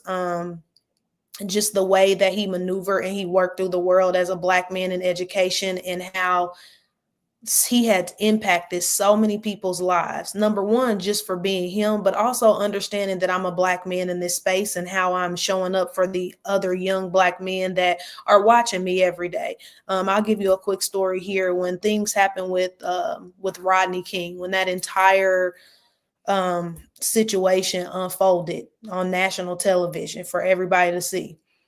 Here in Indianapolis at Lawrence Central High School, which is where my father taught and is also where me and my brother also graduated from, I had a lot of people come and say at my dad's funeral, if it was not for your father, when everything happened with Rodney King, they said I probably would have been kicked out of school. And they tell this very vivid story about how he took all of the Black students at that time in that high school and put them in the gym and closed the door and said, let's get it out. Let's talk. Let's talk about it. What are you feeling? They were angry. They were frustrated. Even though that was happening on the completely other side of the country, it infuriated and it upset people that look like me. And so he took them into a gym and he set them down and he talked to them and talked about how we do have to maneuver in a different way, how we have to, what our feelings and our emotions, we cannot just come out and just unfold on everybody. But right now in this space together, we're going to get it out so that we know how we need to walk when we get out of here. And it's not us like suppressing our feelings or anything, but there is a way that you have to walk through this world as a Black individual in America. And there are things that we just have to be aware of and things that we have to be mindful of, but we also need this space to also let it out. And so seeing him do that, I just think about myself in that same place as well. Now as a school leader, also coaching other individuals that are Black like myself, and just the things that we have to talk about in our workspace and our work environment, things that might frustrate us, that they feel like they may not have a space to open up or be able to talk about those things. And so I just want to make sure that I equip them with, number one, a safe space to express those emotions and feelings, but also to coach them and to build them so that they are able to navigate outside of our school building. Wow. That piece about your father really resonates with me. Yeah. See, my schools were all, I'm here in Jersey. My schools were always either all Black, predominantly Black, or Black and Latino. Mm-hmm. So when those things happened during my principalship, I became a principal in '98. So whenever those things happened, then there was a culture that we established at the school that everyone in the building knew that I was going to get on the PA system the next morning during my message and have everybody report to the gym. And we would have that school-wide conversation, or the auditorium, depending on which school I was in. And we would have that school-wide conversation. I'd have what I have to say, and then those that want to express themselves, they had the floor. And I think the culture of each of those schools was such that they would feel comfortable in expressing themselves. But I'm just, and your father did it earlier than I did, since we're talking about Rodney King. Yeah. And it just resonates with me that, tells me then, okay, I was doing the right thing, because I really didn't know. Yeah. I didn't have anybody to lean on and say, am I doing well? The people that I had to lean on would probably tell me you shouldn't be doing that because you're going to run into problems politically, right? Yeah. So it was something that I just did on my own and never stopped. So and then the interesting thing is, when things happen now, beginning with, say, George Floyd's murder, May 25th, 2020. The former students who are now all adults with their own families will reach out to me on social media and literally say to me, Mr. Kafele, we know where we would be if we were still in school, especially when George Floyd. That next day, I mean, I got hit by so many different former students on social media saying, we know you would have had us in the gym the next day. Yeah. Said, yeah, you got that right. Because we established a culture, and that's just what we did. We putting math and reading to the side tomorrow, so that we can just have this school-wide conversation, you know. And those were healthy. Those are some of the high points of my career, actually. You know, when you got a whole school in there, you got 100% order in the room, and you can have those conversations. You know, good stuff, good stuff. I just wanted to ask you one quick question. Yes. What are some of the reasons, or a reason, however you want to answer this question, Kendra, that in your mind this lack of confidence may exist, and particularly with the population that you were talking about, young Black girls, young Black women? Yeah, I would say that the lack of confidence, a lot of it is just kind of like fear of the unknown. Like, you know, I don't know. There are some individuals that I have worked with, whether it's teachers, whether it's other leaders. Some of it is I'm not sure exactly what to do next. I don't know the certain move. I've had some people that I coach that says when a teacher says this in a meeting, I don't know what to say next. And so like the fear of not really knowing, like, am I doing this right?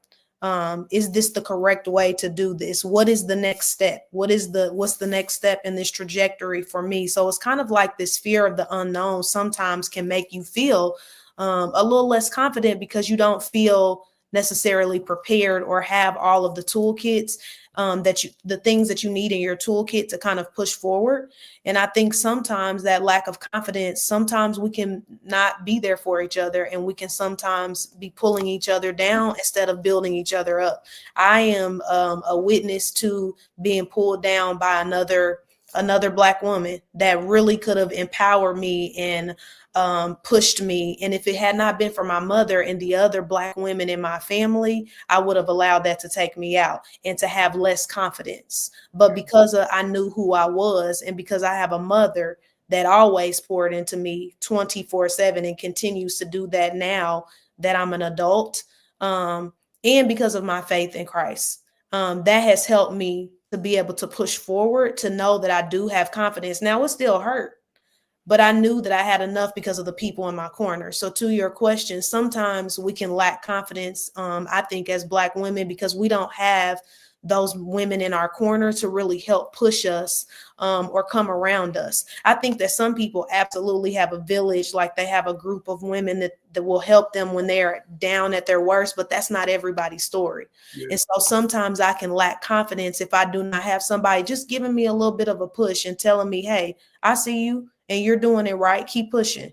Keep doing it. Keep doing what you're doing. Keep doing the hard work on the days that you don't want to do it. And so I think sometimes that can lack that sense of support, which can then impact somebody's confidence to be able to be a go-getter and go ahead and do something that they may want to do or that they might be interested in. Yeah. Wow. Powerful. That's a whole discussion. Time perhaps too. Yeah, I appreciate you sharing that. You know, that high school, Lawrence High School, that's Lawrence Township? Yes. Dr. Smith. Yeah, Dr. Sean Smith. I've been doing work with him for years. Yes, I've heard. Yeah. So that was my school district I grew up in, Lawrence Township. Oh, okay. Yeah. Good to know. Look here, to the fam out there, we're going to transition to our rapid fire. These are 21 questions where I just ask my guests, give me one sentence or one word answers, whatever is easiest to answer the question. And then we go like this, no commas, or I say, right? And then we'll wrap it up. So I appreciate everybody that's been with us from the top, or folks who came in whenever you came in and you're still here. Here we go. Hailey, is education on the right path for underserved children? I have to have hope, but it can always improve. I hope I could throw this word as somebody who's working in Oklahoma. Here we go. We're going to try. Can true equity occur in America's schools for Black, brown, and other underserved students? It will take all of us on board. Mhm. Does Hailey Couch's work contribute to the progress we desperately need? Oh, I hope so. If you could do a reset on your life, would your line of work be different or the same? It would be the exact same. Why do you continue to do this work, Hailey? I continue to do this work for every single teacher that I have the opportunity to serve and every single student I get to be blessed by every single day in classrooms. Love it. What fires you up within the work that you do? I would have to say, because I miss teaching, I get fired up by getting to model lessons every day. And then also my Milken family. My Milken family fires me up. A lot of them on here too. What do you dislike about the work you do? Well, I would have to say that's a hard one. People not treating educators as the professionals that they are. Principal Cunningham, what has been your greatest victory in your work thus far? Deep question. I would have to go with stepping out into my calling and learning who I am so that I can lead on purpose, unconditionally. What has been your greatest mistake in your work thus far? Assumptions that people understand your heart. What has been your greatest challenge in your work thus far? I would say that my greatest challenge is probably standing firm in what I know is right. And being in rooms with people that I think agree that what needs to happen is right. And it doesn't always end that way. Are you proud? No, go ahead. I'm sorry. No, I'm saying, but being able to push through it. Okay. Are you proud of your first year as an assistant principal? Absolutely. Are you proud of your first year as a principal? I am proud that I learned what was necessary to make me a better and effective leader. Who inspires you in your work? I'm most inspired currently by my mentor. I get emotional. Her fight, her drive, unwavering commitment to kids, regardless of what is happening for them. She does not waver, and she shows up her authentic self every time. She's immutable. Good stuff. And finally, what book do you recommend for our fam out there this afternoon? I got to go with my new read. What is my value of an instructional, and what is my value instructionally to the teachers that I supervise? You got to get that book. It has been a game changer for me. Appreciate you immensely. Principal Randle, what do you want to accomplish that you have not accomplished yet? Ooh, so much. Okay, let's go with two things. I would love to be over the School of Education at a historically Black college or university. And getting a doctorate degree. I want to go back to school and keep learning. Love it. Are you satisfied with where you are professionally now? I'm satisfied, but I hunger for more. What would you say to the APs out there who are watching right now, who continue to face closed doors to the principalship? Good question. Don't be afraid of uncomfortable conversations, and also don't be afraid to evaluate if that's not the place or the place that you're supposed to be, or the place that you're called to be. What would you say to principals out there who've lost their leadership passion? Ooh, you gave me like deep questions. I know, right? I know. Ask me one more time. What would you say to principals out there who've lost their leadership passion? Remember your why. There it is. Remember your why. What would you say to principals out there who lost their leadership confidence? They have lost their leadership confidence. I almost might say the same thing. Remember your why. That's right. Why are you in this work? If Principal Kendra Randle was a word in a dictionary, what would be your definition? Oh, wow. Oh, man. What would be my word in the dictionary? I have to pick one word. What would be your definition? Oh, what would be the definition? Yeah, it could be a sentence or a word, either one. Okay. Let's see. Multifaceted, charismatic listener. And going back to Principal Asia Cunningham, if Principal Asia Cunningham was a word in a dictionary, what would be your definition? Active learner, leading from the heart with best intentions to serve all. Mm. And finally, if Hailey Elaine Couch was a word in a dictionary, what would be your definition? Proud educator who has a very big heart and is passionate and a cheerleader and empowers others. Love it. Well, I thought I was going to say, let me be the first to applaud you.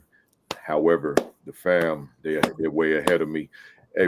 So fam out there, you already know what we do. If today's session was beneficial, if it resonated with you, if it was useful, if there were nuggets that you can bring back to school, give us your favorite emojis and hit us up with those.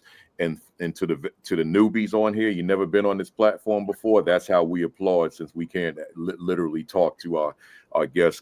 Just give us your favorite emojis, and I see you all already started, but keep them coming. Keep them coming. Keep them coming. Give us those emojis. That's the way we applaud our folks. And they've been on here. They've been on here for 3 hours, right? Let me get my emoji. Woo! My Louisville Slugger, always rocking my Negro Leagues jerseys, and today the Cleveland Buckeyes, and y'all hit it out the park every time you came to plate, right out the park, man. This was powerful, and I really can't believe the numbers are still what they are 3 hours later. Wow. Yeah, we got 700 who are watching right now in real time. But then I'm not going to go through all them social media channels, but it's we all together it's about 5,000 people been on here today, so it resonated with a lot of people. So good stuff. I appreciate you, man. And look at that, Dr. Anthony Lewis is still here, man. Oh man, that's Wow. That's what I'm talking about. See, when the superintendent is on the support. One principal, because you got all the people in the district, and you found it not robbery. Let me support this one here this morning on this platform. Appreciate you. Hey Doc, I'm probably gonna give you a call to become on this platform at some point too. So be on the lookout, right? Yeah. Any closing thoughts, folks? Matter of fact, give us your closing thought. Just keep it brief, because I know they've been on long, but also let us know how to follow you, or even follow up with you, as we did in the midpoint. Start with Hailey. Okay, sorry. Yeah, I first want to say thank you, Principal Kafele. Thank you so much. It's been an honor to speak with you all this morning. Kendra and Asia, wow. I have been secretly taking some notes. I know I'm going to watch back the replay just to learn from both of you. Are you kidding me? Ladies, thank you for everything that you have said. And to all of the listeners out there, I want to close with this of aspiring leaders. If you're a current principal, currently, whatever your role is, you may already be doing a lot of these things that we have been talking about, and you probably are. So believe in yourself, and to continue the work, continue that amazing work, and ensure that your village, your tribe, they are all on board with your vision, and you just keep working together. You guys, don't give up. Please don't ever give up. Have that growth mindset.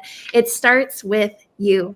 It takes all of us. It takes every single person in our schools, in our school districts, in our states to make those differences and those impacts for our students. It always goes back to them. Is this work that we are doing impacting our students in the best possible way. So don't give up your work. Keep working, keep trying, and keep being you. Love it. Love it. Principal Cunningham, any closing thoughts? And Yeah. how they can reach you? Absolutely. I've dropped all my contact information in the chat. I'll redo that at the end. I want to send a special shout out to MEA, Milken. Just the opportunity to be here on this screen with y'all today, learning is amazing. Principal Kafele, thank you for seeing us as leaders, for approaching us at the conference. When your virtual mentor that you never meet, you get to connect with. It's like, so I'm like totally excited right now. Shout out to my district DPS. Thank you, Dr. Lewis, for being here and staying with me. My entire team is watching, so thank y'all. Wow. My family, my friends that are joining. Dr. Dula, who I spoke about my mentor, she is present, so I'm super excited to have her here. The biggest thing I want to say to y'all is do you and lead differently. Lead on purpose. Somebody is watching. Right? Like we talk about that integrity piece and what you're doing when no one is watching. You're always being watched when you're doing whatever it takes to make the change for children. And so I just encourage you to take that leap of faith, whatever job it is, whatever your heart is calling you to do, whatever work is calling you to do. If you're leading from the bottom up, let's say you're the custodian in your building, you're the teacher assistant in your building, you will be able to make instructional moves in that building with the support of your principal. So I just encourage you to whatever position you're in, be you and lead differently. Love it. And Principal Randle. Yes, absolutely. Thank you so much for having us on this platform, just allowing us to have the opportunity just to talk about what we do, and what we love and what we're passionate about. I would say, if I could give anybody any type of advice right now, this is right now, I would say, with everything that we have going on within our world, being a teacher, being in education is probably one of the most challenging things right now, because we are up against so much. We're up against so much, and there are so many things that we have to constantly fight and battle with. Some things that are within our control, and some things that are not within our control. And so one thing I would just say is to give yourself a little grace. Give yourself grace, and then allow yourself, when you can, to be a light for somebody else and somebody else's darkness in this work that we're going through, whether that is the students that you're in front of, that you serve, whether that is a leader that you work underneath, because sometimes being a leader in this work, it gets very dark and you sometimes feel like you're by yourself. So if you're not a leader right now, and maybe you aspire to be, or maybe you don't, just be somebody, be the light, be the sunshine for somebody else, with everything that we are facing and going through. And don't be afraid to sometimes, if you need to, take a step back and reflect and to refresh and to remember your why. Remember your why. That's important. Your purpose, your reason, your because. I thank the three of you, my Milken sisters, for blessing and gracing the platform today for week number 245 consecutively. And look forward to one day in the future doing it again. Hey, fam out there, hold on before you leave. Let me give you the rundown. Next week, week number 246. But before I say next week, let me thank you all for being here, right? Whether it be those of you who are on live right now, or those who left, and certainly those who will see the video later, because most of our views are the video later, not the live videos. So I know a lot of folks are going to see this one. So next week, week number 246, it'll be Milken January, week number 2. I got Dr. Amara Alexander, and that's a mother-daughter team actually that won the Milken first mother, Tammy Alexander, was a recipient years ago, and then her daughter, who's a current principal, Dr. Amara Alexander, she'll be one of my guests along with Dr. Cheryl Watkins. She's a longtime veteran of Milken as well, and another veteran, Alicia Squires Harris, who's I know a good friend of Kendra Randle. The three of them will be on with me next week, and we're gonna have a powerful conversation. And then we'll have more Milken recipients coming on throughout the month. And then the final Saturday of the month will be Lowell Milken. We just gonna go one-on-one. The founder of the Milken Educator Award, we'll go one-on-one, and that'll be the final Saturday of the month, right? But before we get there, we got other Milken recipients coming, so please tune in every Saturday or watch the video when you can. Next Saturday, 10 o'clock, Facebook Live, Sean Hurt, followed by Create and Educate with Dr. Sheikah Houston and Dr. Tammy Taylor at 10:30, followed by myself at 10:55. And then on Sunday, 7 o'clock, Josh Tovar, Dr. Madi Moreno, and that's the PDP podcast at 7 o'clock Eastern time. One more plug. It's here, y'all. It's here. What is my value instructionally to the teachers I supervise? Last time I checked, which was 3 hours ago, it was #1 on Amazon under administration. Been #1 all week, actually. Let's keep it there. I'm going to say this while I got y'all on here in terms of the fam. This is the most important book I've ever written. It's the book I'm most proud of the books I've ever written. The feedback has been amazing from people who have just been writing me back. A couple of people have actually put the text of a page and highlighted things and said, y'all got to read this, right? So Amazon, ASCD is my publisher. You can get it there. Barnes and Noble, you can get it there. I always ask people go to Amazon because that way I can track those rankings, right? So, but either anywhere. And by the way, if there's any cynic that's watching and says he just promotes these books so he can make money, let me tell y'all something.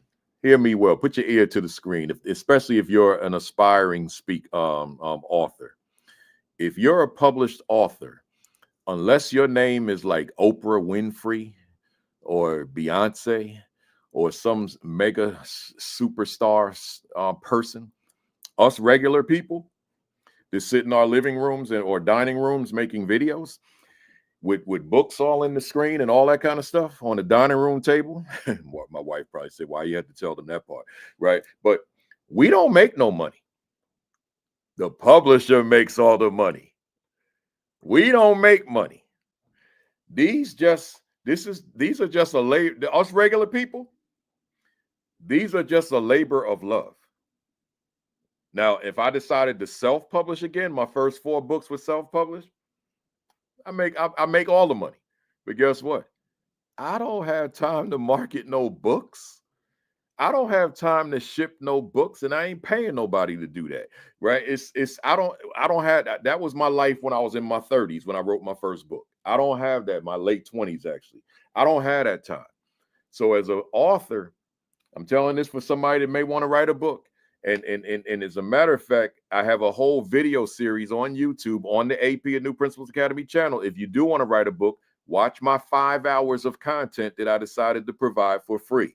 And then if you want to be a speaker, watch my 9 hours of content. They're all on that channel. So it's called Becoming a Professional Speaker, Becoming a Best-Selling Author. They're all there. Watch them. But do know that if you decide to become a published author, and I'm going to use the word ain't deliberately in case people say, oh, man, he's saying ain't. You ain't making no money. I get a little royalty check every now and then. I'm like, oh, they sent me some gas money. you ain't making no money as no author. So I don't want y'all, man, he want to be #1 because he making money. No, it don't work that way. I just like seeing it saying #1. It means a lot of people are reading it and benefiting from it. And that means ultimately, and I'm going to shut it down, that the young principal Kafeles of the world are being taken care of. That's it. All I'm looking, so let me put it this way. I ain't looking for no money. I'm looking for God's blessings. And I'm going to tell you something else. This for the church people. Some of y'all ain't church people. Y'all don't listen to this part. I have expectancy that God will bless me. Now that's for the church folks. If you're not church, you don't know what I just said. I just spoke to you in a foreign language that you don't speak. But to the church, see, Asia know she know what I'm talking about, right? Y'all, all 3 of y'all smiling, but Asia putting a little more energy into it. I expect God's blessings. I didn't say I hope for them. I didn't say I wish for them. I said I expect it. See the church people, they understand that goes into your relationship with God. See, where you walk around the world and you expecting blessings, man. Like Alfred Powell, Coach Powell, if you still on here, because you taught me this like a whole decades ago. It's like you doing your hands, you bringing in the blessings.